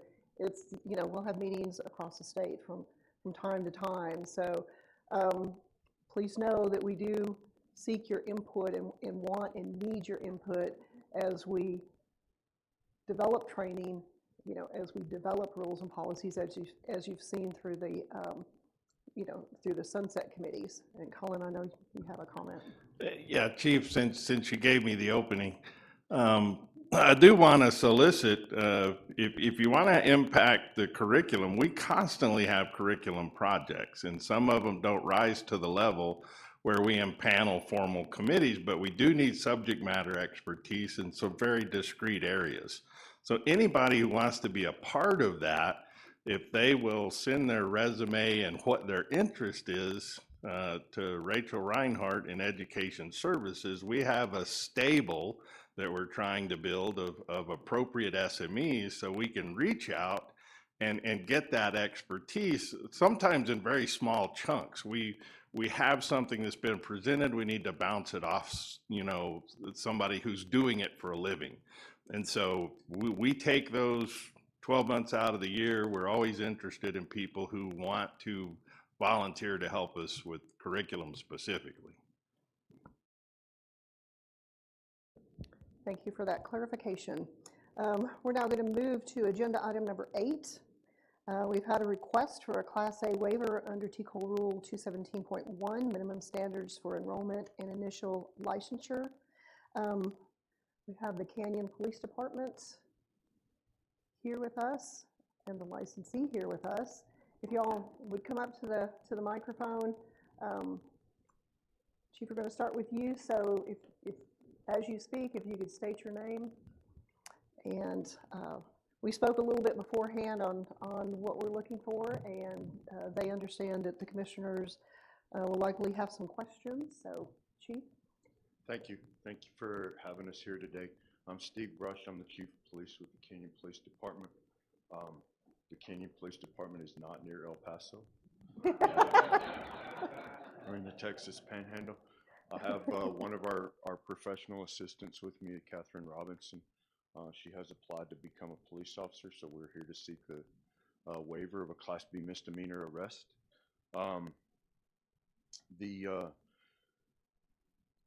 Mr. Robinson was convicted of Class B misdemeanor DWI in 2016 from an arrest in 2015. Since that time, she has become an employee of the Canyon Police Department as an administrative assistant. In that role, we have been able to obtain a waiver for that arrest from the CJIS Security Committee so that she's able to perform her job there. We believe that it would be a benefit to the Canyon Police Department and to the law enforcement community in general for her to receive the waiver and transition her career from a employee of value, a super valuable team member of the Canyon Police Department, to a police licensed peace officer with our department. We believe that her skills as an administrative assistant or professional assistant have shown that she has the ability to deal with people and work in the law enforcement community, and we feel like she would be a huge asset to our team as well as to our city and the community that we serve. I want to add that I don't do this lightly. In 2016, I was appointed as a police chief at Tulia Police Department, also not near El Paso. I served there for 4 years. In 2020, I was appointed as the police chief in Canyon. During my my approximately 8 going on 9 years as a police chief, I've never asked for a waiver. I don't take the waiver system lightly. I believe that this is one of those rare occasions where a mistake was made early in her life, and I think there's a time to look at those mistakes and move past them. So I don't take that very lightly. I have never asked for a waiver before, so I don't think I'm nervous. I'm sorry I say a lot when I'm nervous. But I just want you to understand, I don't take this lightly. I'm not going to be here at every meeting asking to hire somebody. The appointment of Mrs. Robinson would be valuable to our department, I believe. As I've stated before, and Chief Stevens and I were talking during the break, and I think it's important to point out that I look at a lot of job applications. I'm not fully staffed, and I do have to hire people pretty regularly. The Mrs. Robinson's qualifications are as good or better than a lot of applications that I do look at. So I'm just asking to move past a early in life mistake, and we are respectfully requesting that we get a Class B waiver for her to join the police academy. We have her queued up. She's passed all the stuff. She's standing and waiting in line for the Panhandle Regional Law Enforcement Academy. The academy coordinator is just waiting for the results of this meeting to move her forward. So we have that ready to go. We're just respectfully requesting the waiver. So with that, I'll take your questions, and I appreciate you having us and letting us speak. I'm going to put you on hold for a moment, and Director Stevens, would you provide TCOLE's perspective? Yes, ma'am. Thank you. As you and I have discussed, and I have with other commissioners, I don't plan to bring many waivers to you. Most of the ones that I see and look at, they're not ones that I think, again, I want to protect that waiver system. I think it's there for a reason. It's there for situations that, well, I think the best way to couch it, if they're worthy of y'all's consideration, then we'll send them to our enforcement division to be investigated so that we have a very objective and thorough look. And then we present it to you for you to consider whether it's worthy for the entire commission's consideration. So there's been a number that I looked at, and the violation hadn't occurred very long ago, or the agency had already mistakenly hired the person, and they really were just looking to correct a mistake that they had made, and there was no thought put into all of these kinds of issues. And we were committed, again, with our conversations, that it's not something to rubber stamp. The rules are very clear. The statutes are very clear of who is eligible to be a peace officer and who is not eligible to be a peace officer. And then there is this opportunity for what I think are rare circumstances where a waiver can be sought and can be had. When Chief Brush contacted me and looked at it, my default is typically to go, let me take a look. Reading through their packet and looking through it, I do believe that this one is one of those cases, all things considered, and you have all read the packet that you have before you. I believed it was worthy of the commission's, or certainly of your consideration, so I sent it out to be investigated. Our folks did a complete and thorough investigation. I then forwarded that to you. And so again, while neutral in it, it's not my decision. It was one that I certainly looked at and decided I'll pass this from my desk on to the commission. I believe it is worthy of your consideration. And Ms. Robinson, could we hear from you? If you could state your name just for the... Okay, my name is Catherine Robinson. I'm currently working as an administrative assistant at the Canyon Police Department. I've been full-time for 6.5 years. Before that, I was part-time for 2 years and also worked part-time as a court clerk for 2 years while I finished my bachelor's degree. I greatly enjoy working for the city of Canyon. Every day I get the privilege of interacting with our current police officers. And not a day goes by that I don't, regret the decision, or the unfortunate mistake that I made 9 years ago. If it wasn't for that, I could already be, serving with our current staff, serving our community. I had a lapse in judgment. I wish I could go back to that moment, but as we all know, you make mistakes and you have to better yourself. I believe I have done that, and you have to move forward. I earnestly wish to pursue a career in law enforcement. I believe I'm dedicated and hardworking and could work for the Canyon Police Department. I'd be very, very grateful if the Come before us for waivers is the ultimate question that many police officers have to ask themselves is, why? Why do you want to be a police officer? Well, being around the Canyon police officers, for I guess it's been close to 10 years off and on. I love their commitment to the job and community. I've always admired them and their commitment, and I've always wanted a more rewarding but also challenging career. And I just feel like I'd fit in a little better there than in records, I guess. When we look at these things, we take these things very seriously because we're allowing someone into this field, this profession that comes with a lot of scrutiny, a lot of attention to our profession, a lot of things. But it's also important to know that it's been my experience that many phenomenal police officers that I've had the honor of working alongside and being around understand that the world that we work in is often in shades of gray.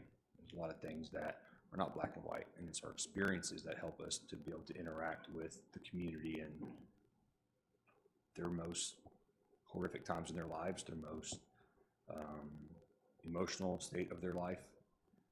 I think your experience is one of those things that reading what you wrote, what you put into this, I think says a lot about you and how you handle this adversity and this decision that was made 9 years ago. A lot of people, I tell people that I take to jail for a variety of different things, especially on DWIs. You made a poor decision doesn't mean you're a bad person. And I think that's something to reflect on when we make these decisions. We looked into is, how did you let this moment define you? And reading by all accounts that I've read is, you didn't let that define you. You defined your own pathway going forward. And that was, it was good to see that you still stayed committed to wanting to do good in your community and still wanting to serve in that capacity. So I do appreciate you coming here today and, and to your chief as well that made the distance. It takes a lot for a police chief to be willing to take that time out of their schedule, especially in this current climate that we're in policing today, to come here and vouch for you. So however the vote goes today, if it is in your favor today, never forget this moment and this opportunity, if it's granted, to go forth and continue to keep doing good things in your community if it goes that way. Yes, sir. Thank you. So, Chief and Ms. Robinson, thank you for coming. I echo what my fellow commissioner said. Just for clarification, for those that picked up the packet, the agenda item says a Class A, but this is a Class B waiver, just so I'm clear. So in essence, if it was approved, we're granting you basically a 1-year waiver. And you understand, and the chief has vouched for you, which he's never come, in my 11 years on the commission, I've never seen him. That waiver is only good for this agency, and you can't go anywhere during that year. After that, the chief will be mad at you probably if you leave.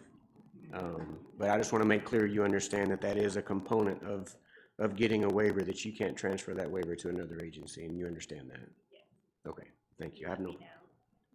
Perfect. He'll be hurt. It'd be hurt. He'll be hurt. I have no other questions. Thank you.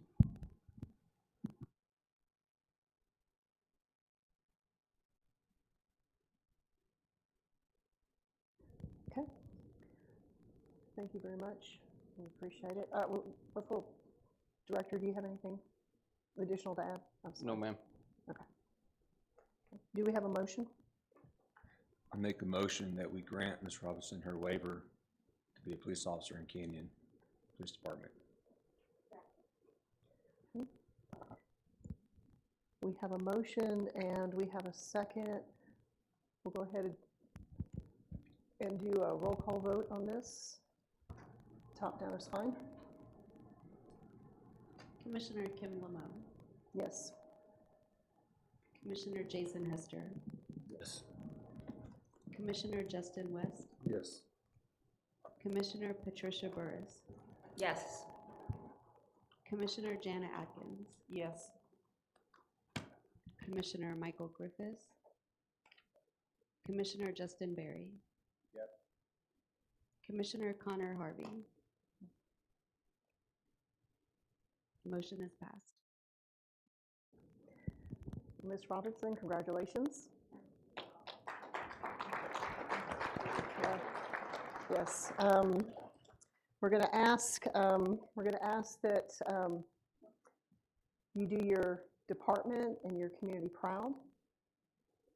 Chief, congratulations on your newest officer.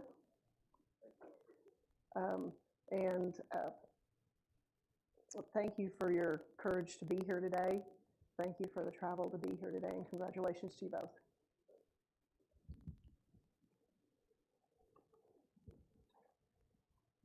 Okay.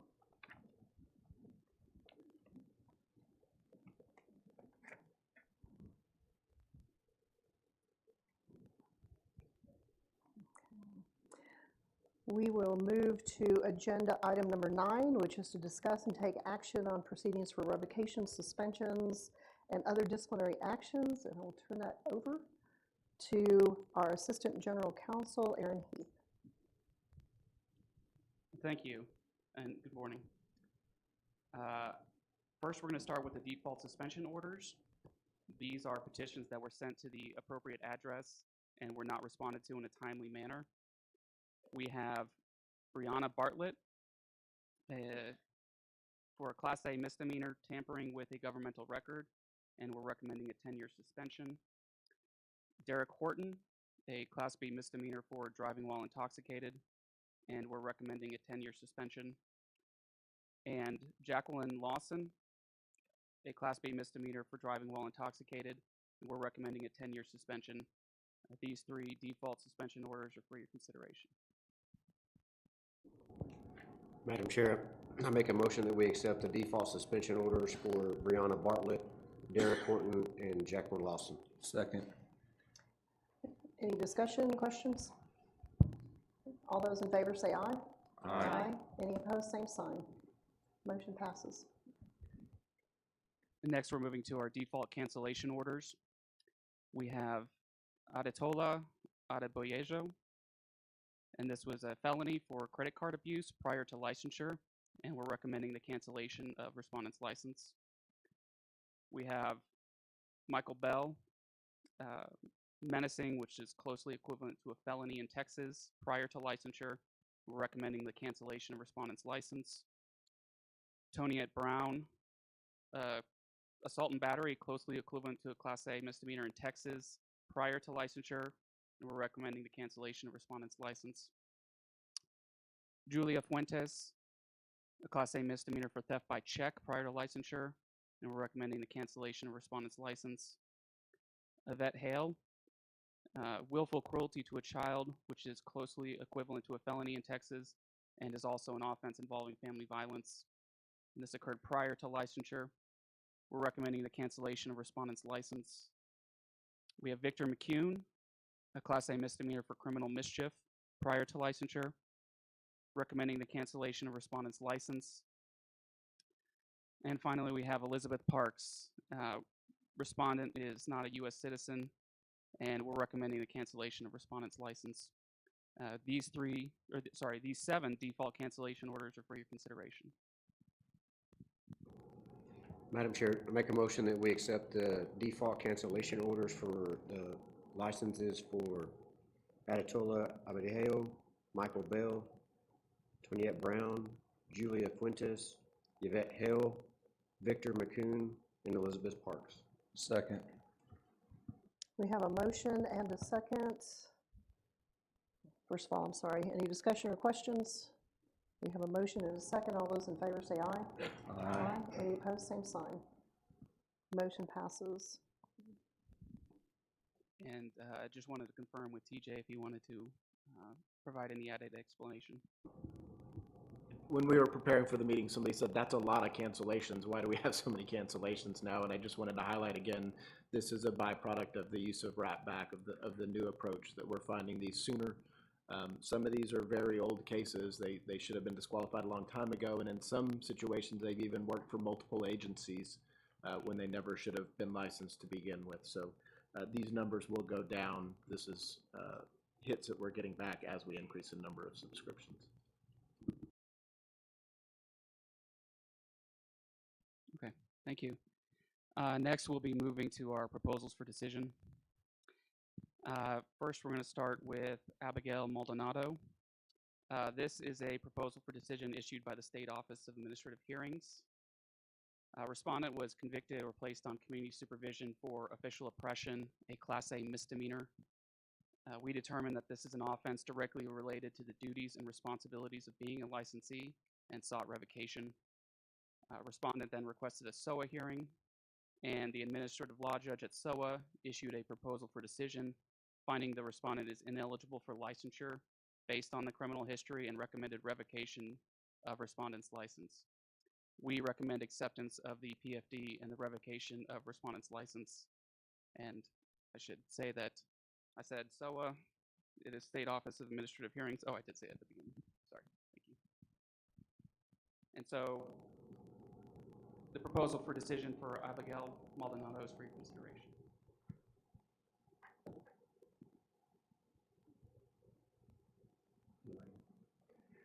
Madam Chair, I'll make a motion to accept the proposal for decision to revoke the license of Abigail Maldonado.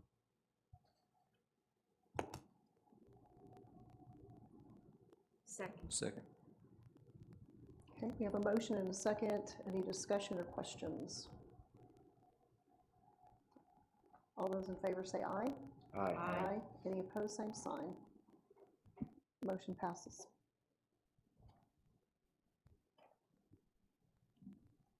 The next two cases that we have proposals for decision on are related to the same incidents.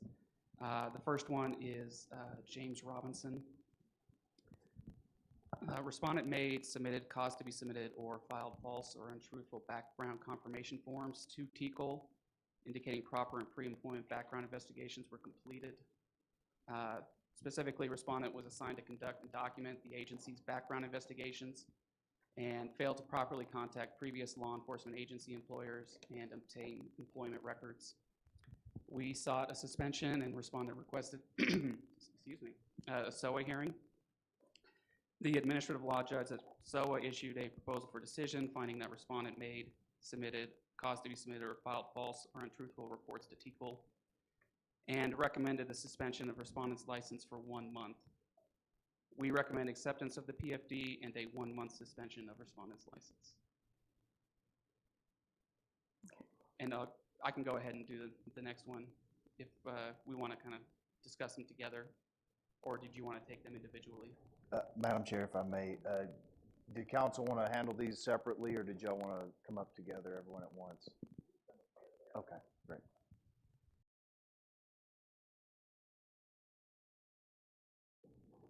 And gentlemen, I'd ask as you come up if you'll, yes.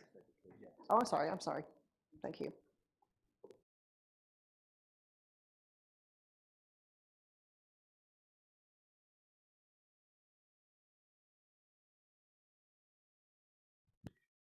The next PFD we have is for Craig Spencer. Respondent made, submitted, caused to be submitted, or filed false or untruthful background confirmation forms to TCOLE, indicating proper pre-employment background investigations were completed. Specifically, respondent, as the agency's chief administrator, is responsible for making any and all reports and submitting any and all documents required by TCOLE. Respondent failed to ensure proper background investigations had been completed prior to 2 appointments. We sought a suspension and respondent requested a SOA hearing. The ALJ at SOA issued a PFD finding that respondent made, submitted, caused to be submitted, or filed false or untruthful reports to TCOLE and recommended the suspension of respondent's license for 2 weeks. We recommend acceptance of the PFD and a 2-week suspension of respondent's license. These two proposals for decision are for your consideration.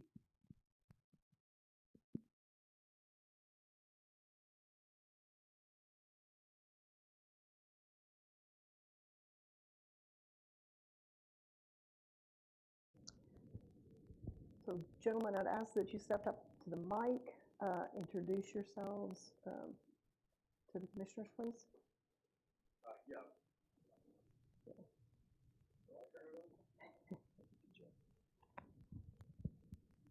Is that, okay, there we go. Benjamin Casey, I'm a staff attorney with Cleat representing James Robinson. I just wanted to say a few things. We're obviously not going to relitigate this. We had our chance, before a judge. Everything was laid out with all the evidence. We don't agree to any suspension. We didn't ask for that. We thought a written reprimand would have been, under the circumstances, would have been more appropriate. However, again, I'm not here to relitigate this. There was a time, I believe 20 days after the case was finalized and closed out, in which each party could file exceptions and responses to the exceptions. The Attorney General's office did not do that on behalf of TCOLE. We did not do that either. I didn't feel it was appropriate at the time because there's nothing in the proposed order that was in violation of any law. There was no action taken during the hearing that was in violation of any law. And so while we don't necessarily agree with the 30-day suspension for James Robinson, we will accept that, and we're hoping that you will too. All right, Commissioners, my name is Kirby Wallace. I'm the son of a firefighter and a police officer, so not being in public service in some way was probably not going to happen for myself. But what I can say is,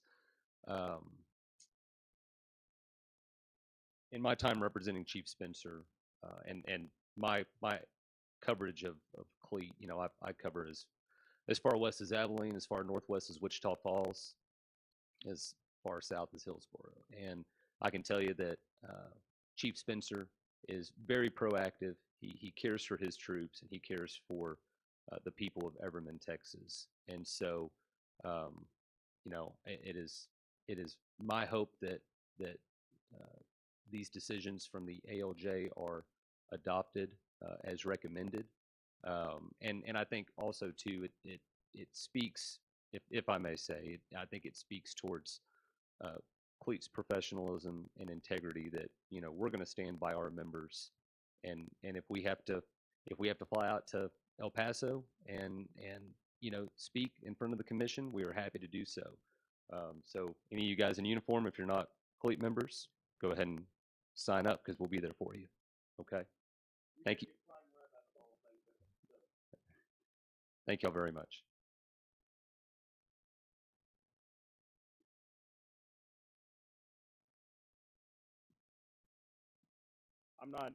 I'm not going to contest anything, but I would like to make some comments, primarily because I think it would be to the benefit of the commission as well as us. My name is Craig Spencer. I'm the Chief of Police for the City of Everman. I think one of the struggles I've had through all of this was that in my entire time in law enforcement, working with the commission, working very closely with many of these people up here on the commission, it's always been about trying to gain voluntary compliance. And that's talked a lot about when working with the commission. I know you guys have discussed a lot of that here during these meetings. That's kind of what I was hopeful this was. I thought that's what we were achieving. It certainly was never my intent. None of this was malicious or nefarious. This was a simple, honest mistake. That's truly what it was. I worked very closely with Investigator Morales. The meeting with him, the visit from him on the investigation side was extraordinary. It was a great meeting. I thought we left there with great insight, and I was able to mitigate this issue and resolve it less than 12 hours after he left our office. So I took it very seriously. His visit was embarrassing. I was ashamed. I couldn't believe that we had violated some rules that frankly I wasn't aware of because I hadn't had a chance to attend the LEMIT training cycle yet. I haven't formally learned the secure share processes and all that. But I think that's important. I do love the fact, last Friday I got a communication from my FSA that was discussed here tonight about the new model policies. That is the first time I received a communication like that, and I was so thankful because we are compliant prior to the mandate of September 1, thanks to that communication that I may not have otherwise known about.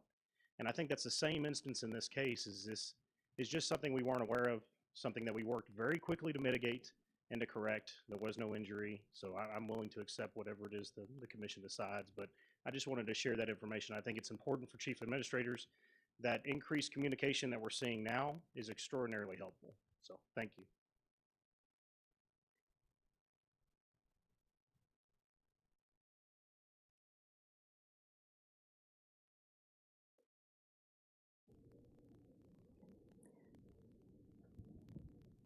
From my colleagues, questions? And if you'll, for the benefit of the folks that are here today, if you'll state who you would like to answer it, if you know, or if not, then just ask a question.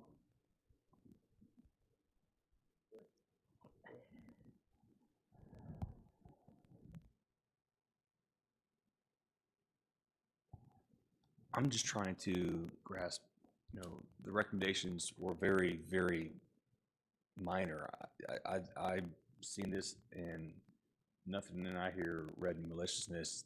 Staff, did y'all's findings determine if this was maliciousness or if this was an act of just a misunderstanding or anything of that nature?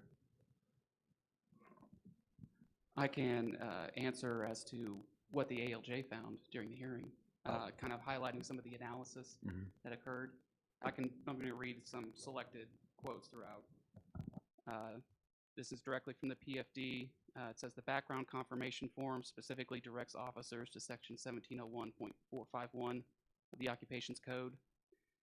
And then it says Sergeant Robinson's arguments about needing training and failing to understand his assignment have no merit. He failed to do his job in a basic way, read the law and follow it. And if he had concerns, he should have sought help from others. He never did. Further, his claim that he did not know what it meant to review an employment file in person was not credible. He falsely certified to having reviewed employment files he never saw, and he failed to review employment files he should have seen. And then for Chief Spencer, it says Chief Spencer only glanced at the form, never reading section 1701.451 of the Occupations Code, never giving a moment's thought to what he was certifying and whether he had personal knowledge that the two personnel files had been reviewed in person as he represented. In fact, they were not. And sort of the summation here is a significant penalty is needed because it is important that police departments properly screen job applicants and make informed decisions about who should be officers.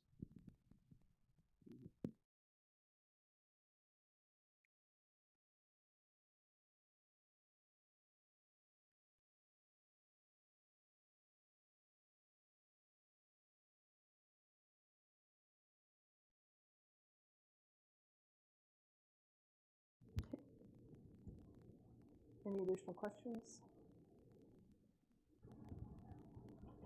Madam Chair, is Sergeant Robinson here?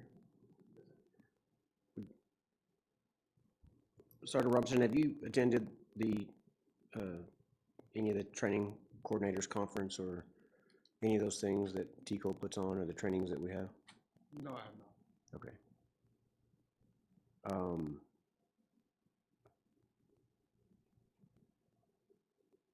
What have you guys done since then? I know the chief spoke to it. Things were rectified within, what, 12 hours or so. When you're doing background investigations now, how are those completed? So I'm not currently doing the background investigations. We sent several officers to the updated training to make sure they had all that information, and they're handling those investigations now. Okay. All right, thank you. I have no further questions, Madam Chair.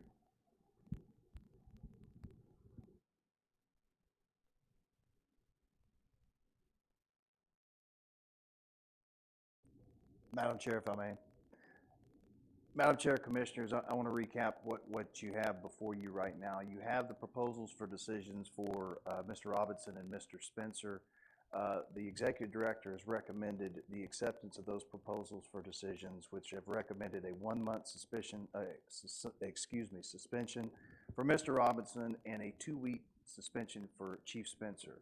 However, as we go through proposals for decision, always remember, and you have the ability to change the sanction Obviously, I'm not advocating that, but it's my duty to tell you what the range is. If you want to consider these, is you have options to, number one, accept the recommendations as presented by the executive director, to accept the proposal for decisions as issued by the State Office of Administrative Hearings. That's the first option.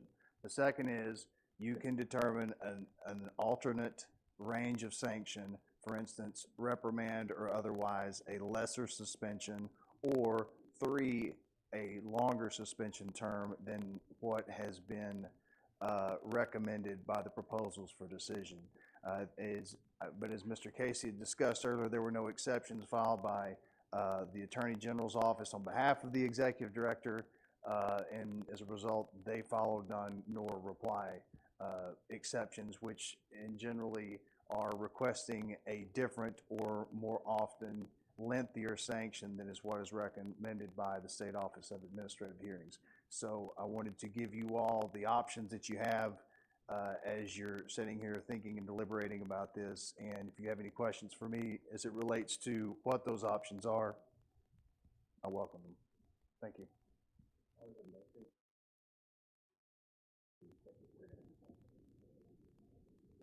I take them together since it is the same proposal for decision. I'm sorry. Would you?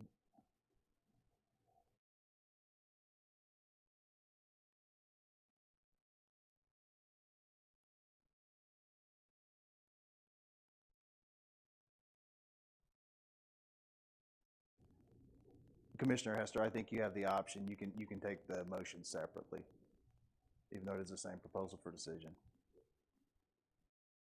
And for the commissioners, we're going to do this separately. I'm going to have to abstain from Kirby Wallace. I have known him for many, many years, as well as both his parents. So I feel that that's the ethical thing to do. So, excuse me, I'll be abstaining from voting on him.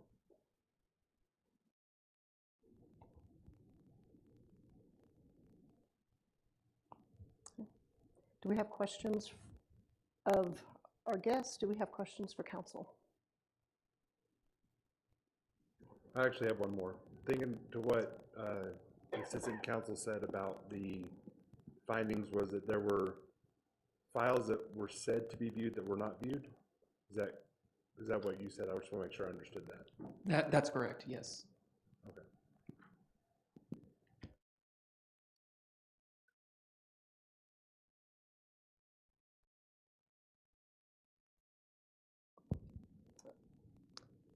So commissioners, do we have I'm sorry.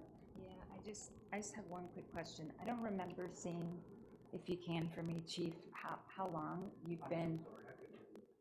You say that one more time? No problem. I don't recall seeing in the packet, and perhaps I just looked over it, but how long have you been the Chief of Police? I was appointed as the Chief of Police in 2016 for the City of Everett. Okay. Thank you. Okay. Commissioners, we'll go ahead and take up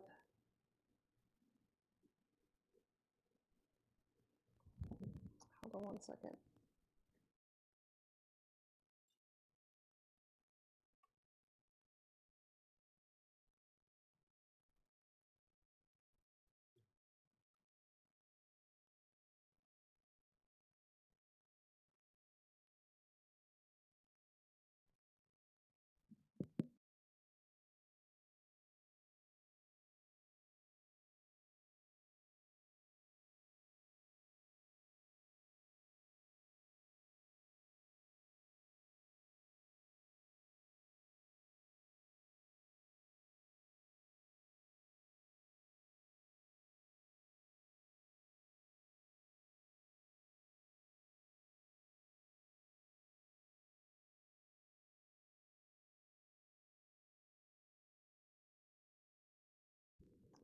Okay, do we have a motion regarding James Robinson? Madam Chair, I make a motion to accept the proposal for decision to suspend James Robinson's license for 1 month. Do we have a second?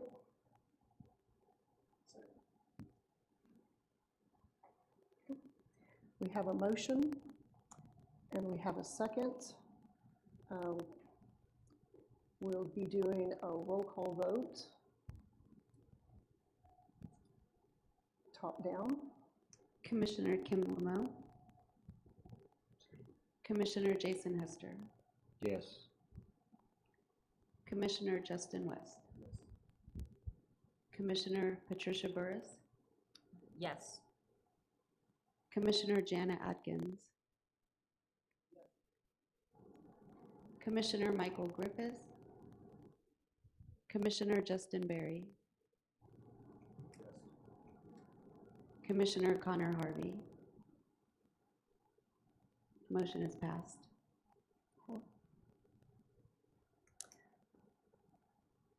Do we have a motion regarding Craig Spencer?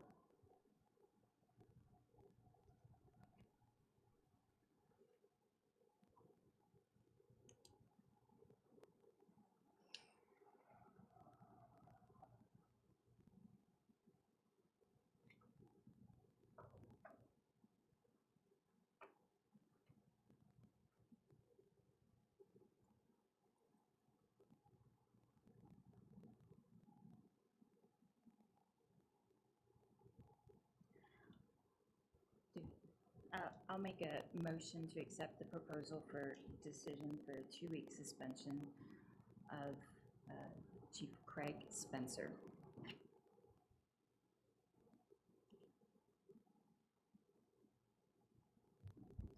Do we have a second?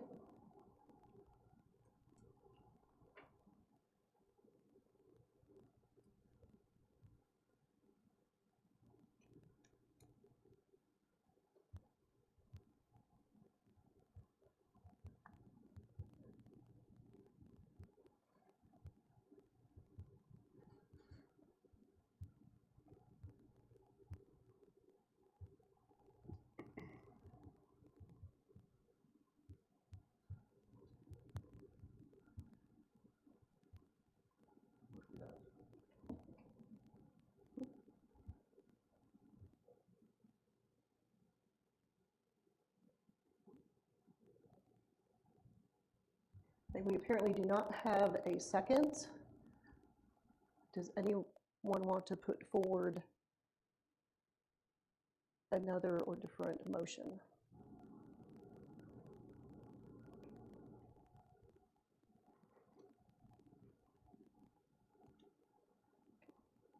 Madam Chair, I don't know, maybe if this is a, well, we'll just throw it out there and then we can have discussion. So let me do this.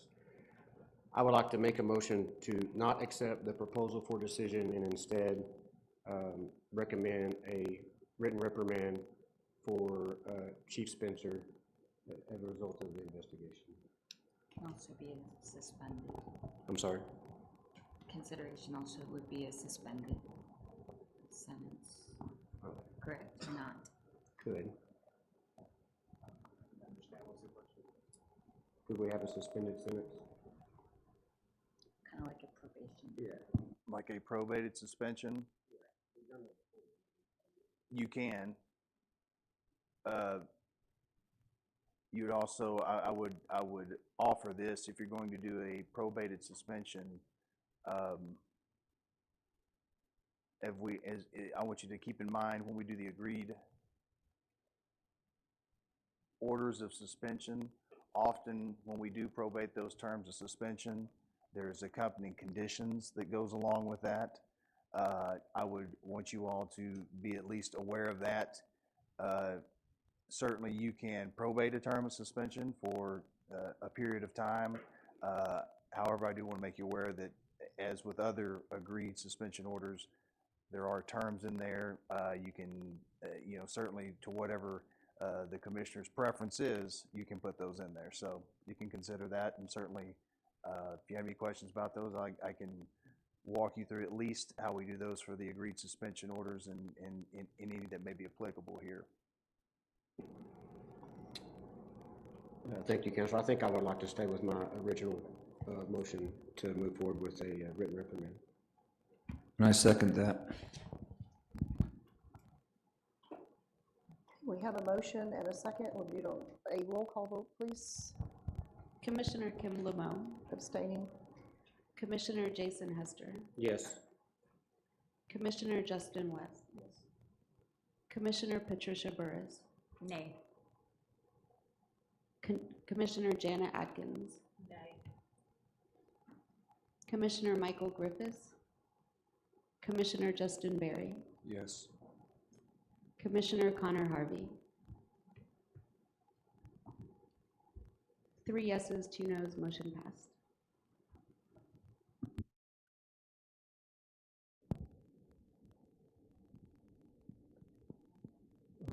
Okay. So clearly this is a very challenging case for us, given the long pauses and silences, and obviously we received these packets well in advance. There's a ton to them. There's several hundred pages. We reviewed all the pleadings and all that. And even then, we get here today, and we're still kind of struggling with what we're going to do, at least from my perspective. It kind of went 2 ways related to Sergeant Robinson and you, Chief Spencer.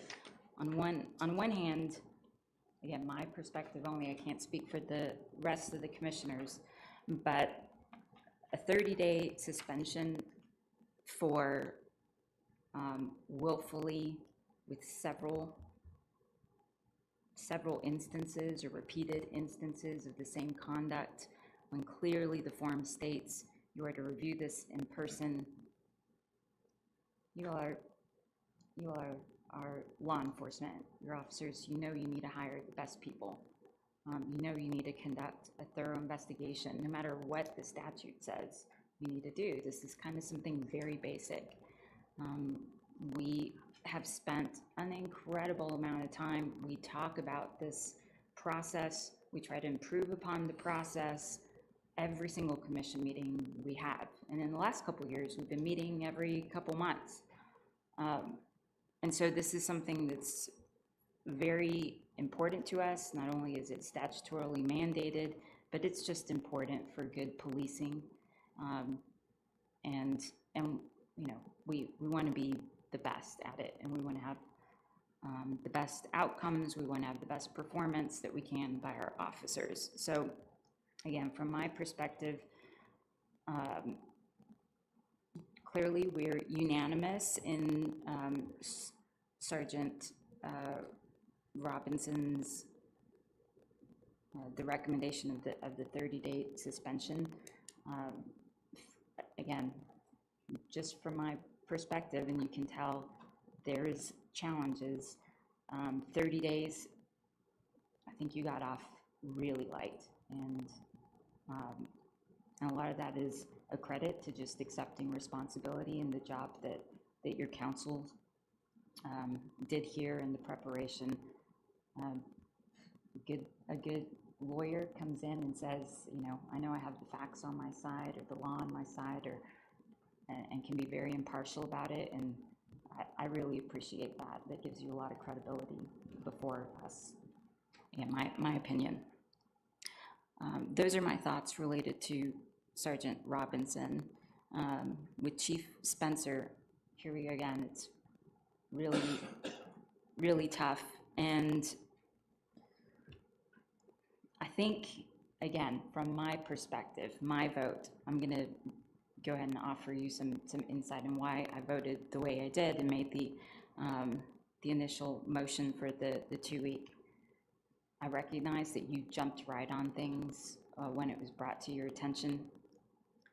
Perhaps if you were in year 1, year 2, I would feel more, I would probably give you a little bit more leeway and say, you know, you just didn't quite have time to be in the position, and I know there's a ton of responsibilities that go along with being chief, and you can't really supervise every single thing, even though you're responsible for it all, and the buck stops with you at the end of the day. But you're 8 years into this, and I reiterate my earlier comments that this is something that's obviously very important. Anything else you do out there, is kind of all based on who you're selecting and the vetting process that you're going through for who's going to be on your team, right? Who are going to be the officers representing Everman Police Department. So that's just some insight into where I'm coming from, and I thought I should give you, why, because you're going to be left saying, well, I'm glad it came out right, but clearly something's going on there if there's a couple votes in the other direction. So I wanted to share that with you. No, again, that's good lawyering. Like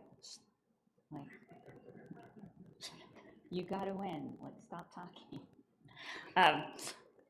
So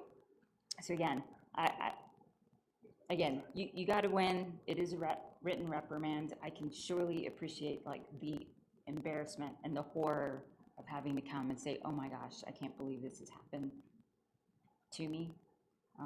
And sometimes we have to take our licks and our medicine, and recognize that you failed in this instance. So Commissioner Hester started to talk a little bit and ask a little bit about what you're going to do going forward, and I absolutely hope that this is something that you advocate for with all your fellow chiefs going forward, that this is something really important, and who you have in that position, right? Because you have to rely on those individuals, that person also is vetted with great scrutiny.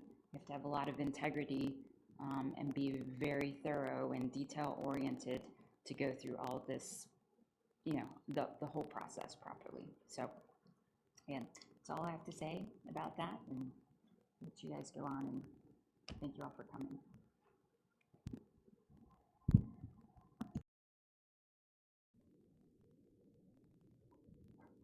Let me thank you all for being here today. For the audience, some poignant lessons. We need to understand what we're signing and certifying. We need to know the rules. We're held accountable for the rules.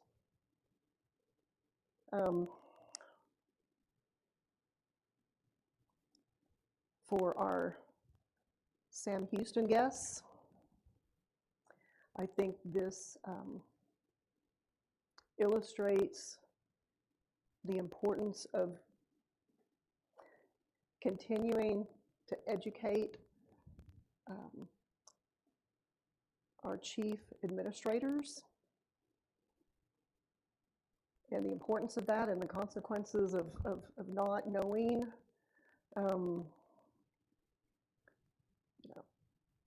not knowing the rules. As a chief, I get that we all get very busy and we're pulled in multiple directions, but at the end of the day, it's like those that we cite on the roadway. They're responsible for knowing all of the rules and all of the laws. We're responsible for knowing all of the rules and all of the statutes and laws that pertain to us. So I would ask that you keep that in mind as you develop curriculum. And I think for our TCOLE staff, we've talked about it, about the need to continue to develop training and information that goes out to background investigators so that they understand the rules too. So anyway, Aaron. Thank you. And we're going to end my section with the for information only. We had 5 statutory suspensions. We had 11 permanent surrenders. And as we informed you last time, we're splitting the reprimands out so you can see the generic type of what type of reprimand they are. We have 4 reprimands for administrative violations, and then we have 107 reprimands for failure to report an arrest. This is for your information. Thank you. Any questions, comments? Okay. We will move to agenda item number 10, which is where we will receive public comments on any topic. You're welcome to come up and make comment. Just please understand that we cannot take any action on your comments. Okay. Agenda item number 11 is executive session. We will not be going into executive sessions. I'm sorry, did you want to speak? Oh, I'm sorry. Okay. My apologies, I thought you were leaving.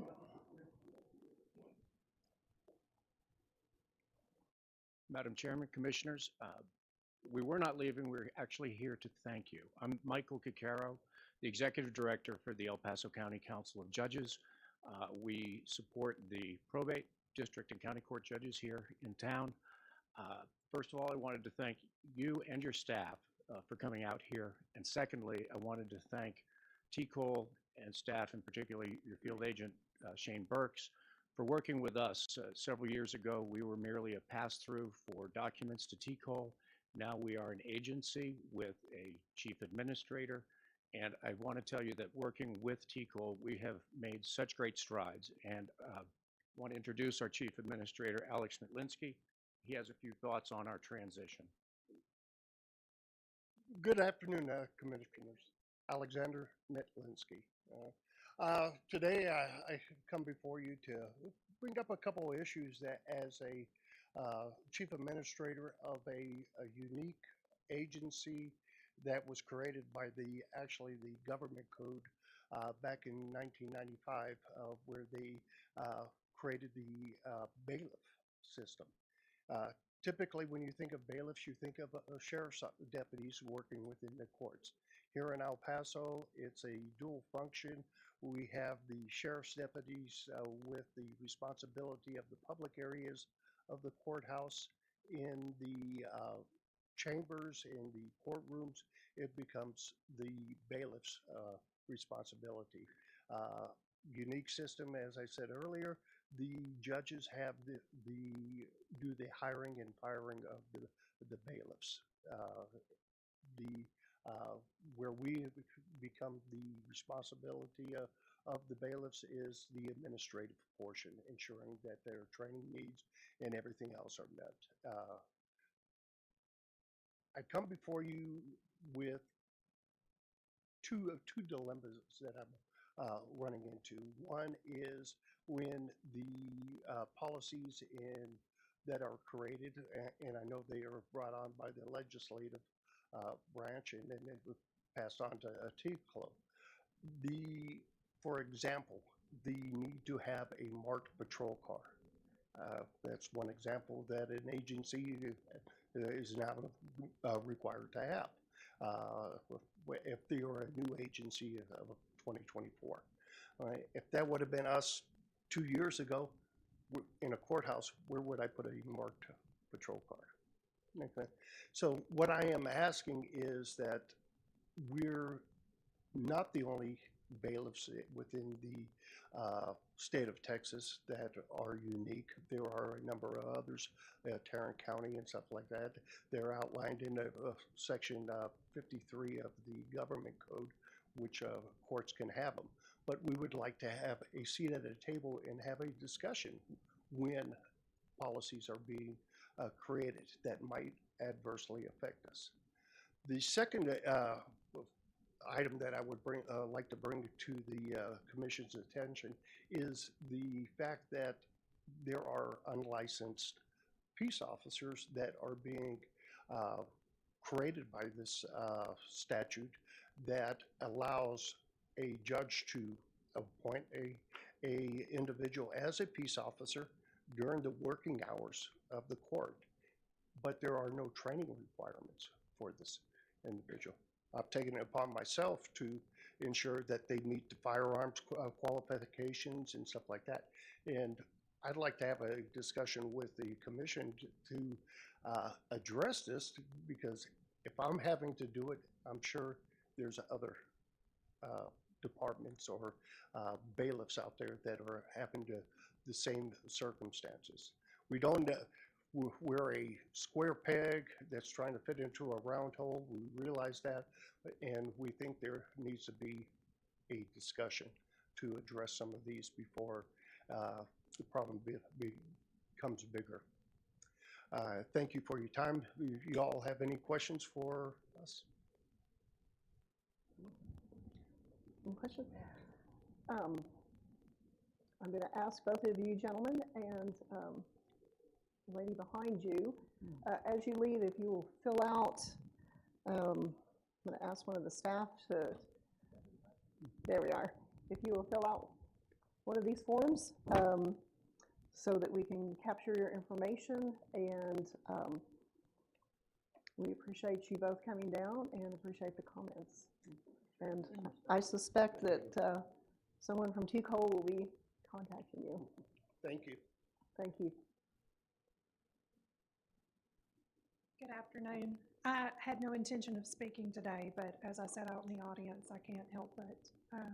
My name is Christy Fogelman. I've been a telecommunicator for over 20 years here in Texas. I am also a trainer for the Montgomery County 911 District, and I provide services for our county, and we reach out to other neighboring as well. I'm also the president-elect for the Texas chapter of APCO International, and I just flew in midnight this time last night from the APCO International Conference in Orlando. And one of the huge topics that we see there and that we see here in our state Texas Public Safety Conference with telecommunicators is mental health and wellness. And I know that all of you are aware of that and big supporters of it, but I especially want to thank you, Commissioner Berry, for speaking up today and say, don't forget our telecommunicators. It is a big ordeal that we're facing, so thank you. Well, thank you for your comments and thank you for what you do.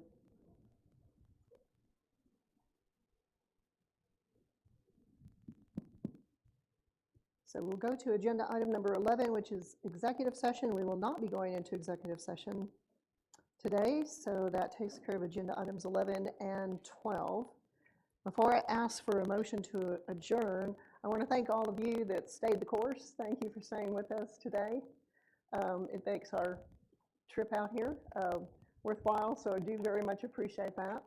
And I want to thank you again on behalf of the TCOLE staff and all of the commissioners. Thank you so much for the warm welcome and hospitality that we have received while in your city. You have a beautiful city.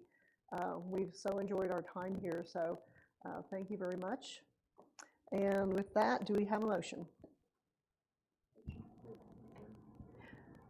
Second. We have a motion to adjourn and a second. All those in favor say aye. Aye. Any opposed, same sign. This motion is adjourned.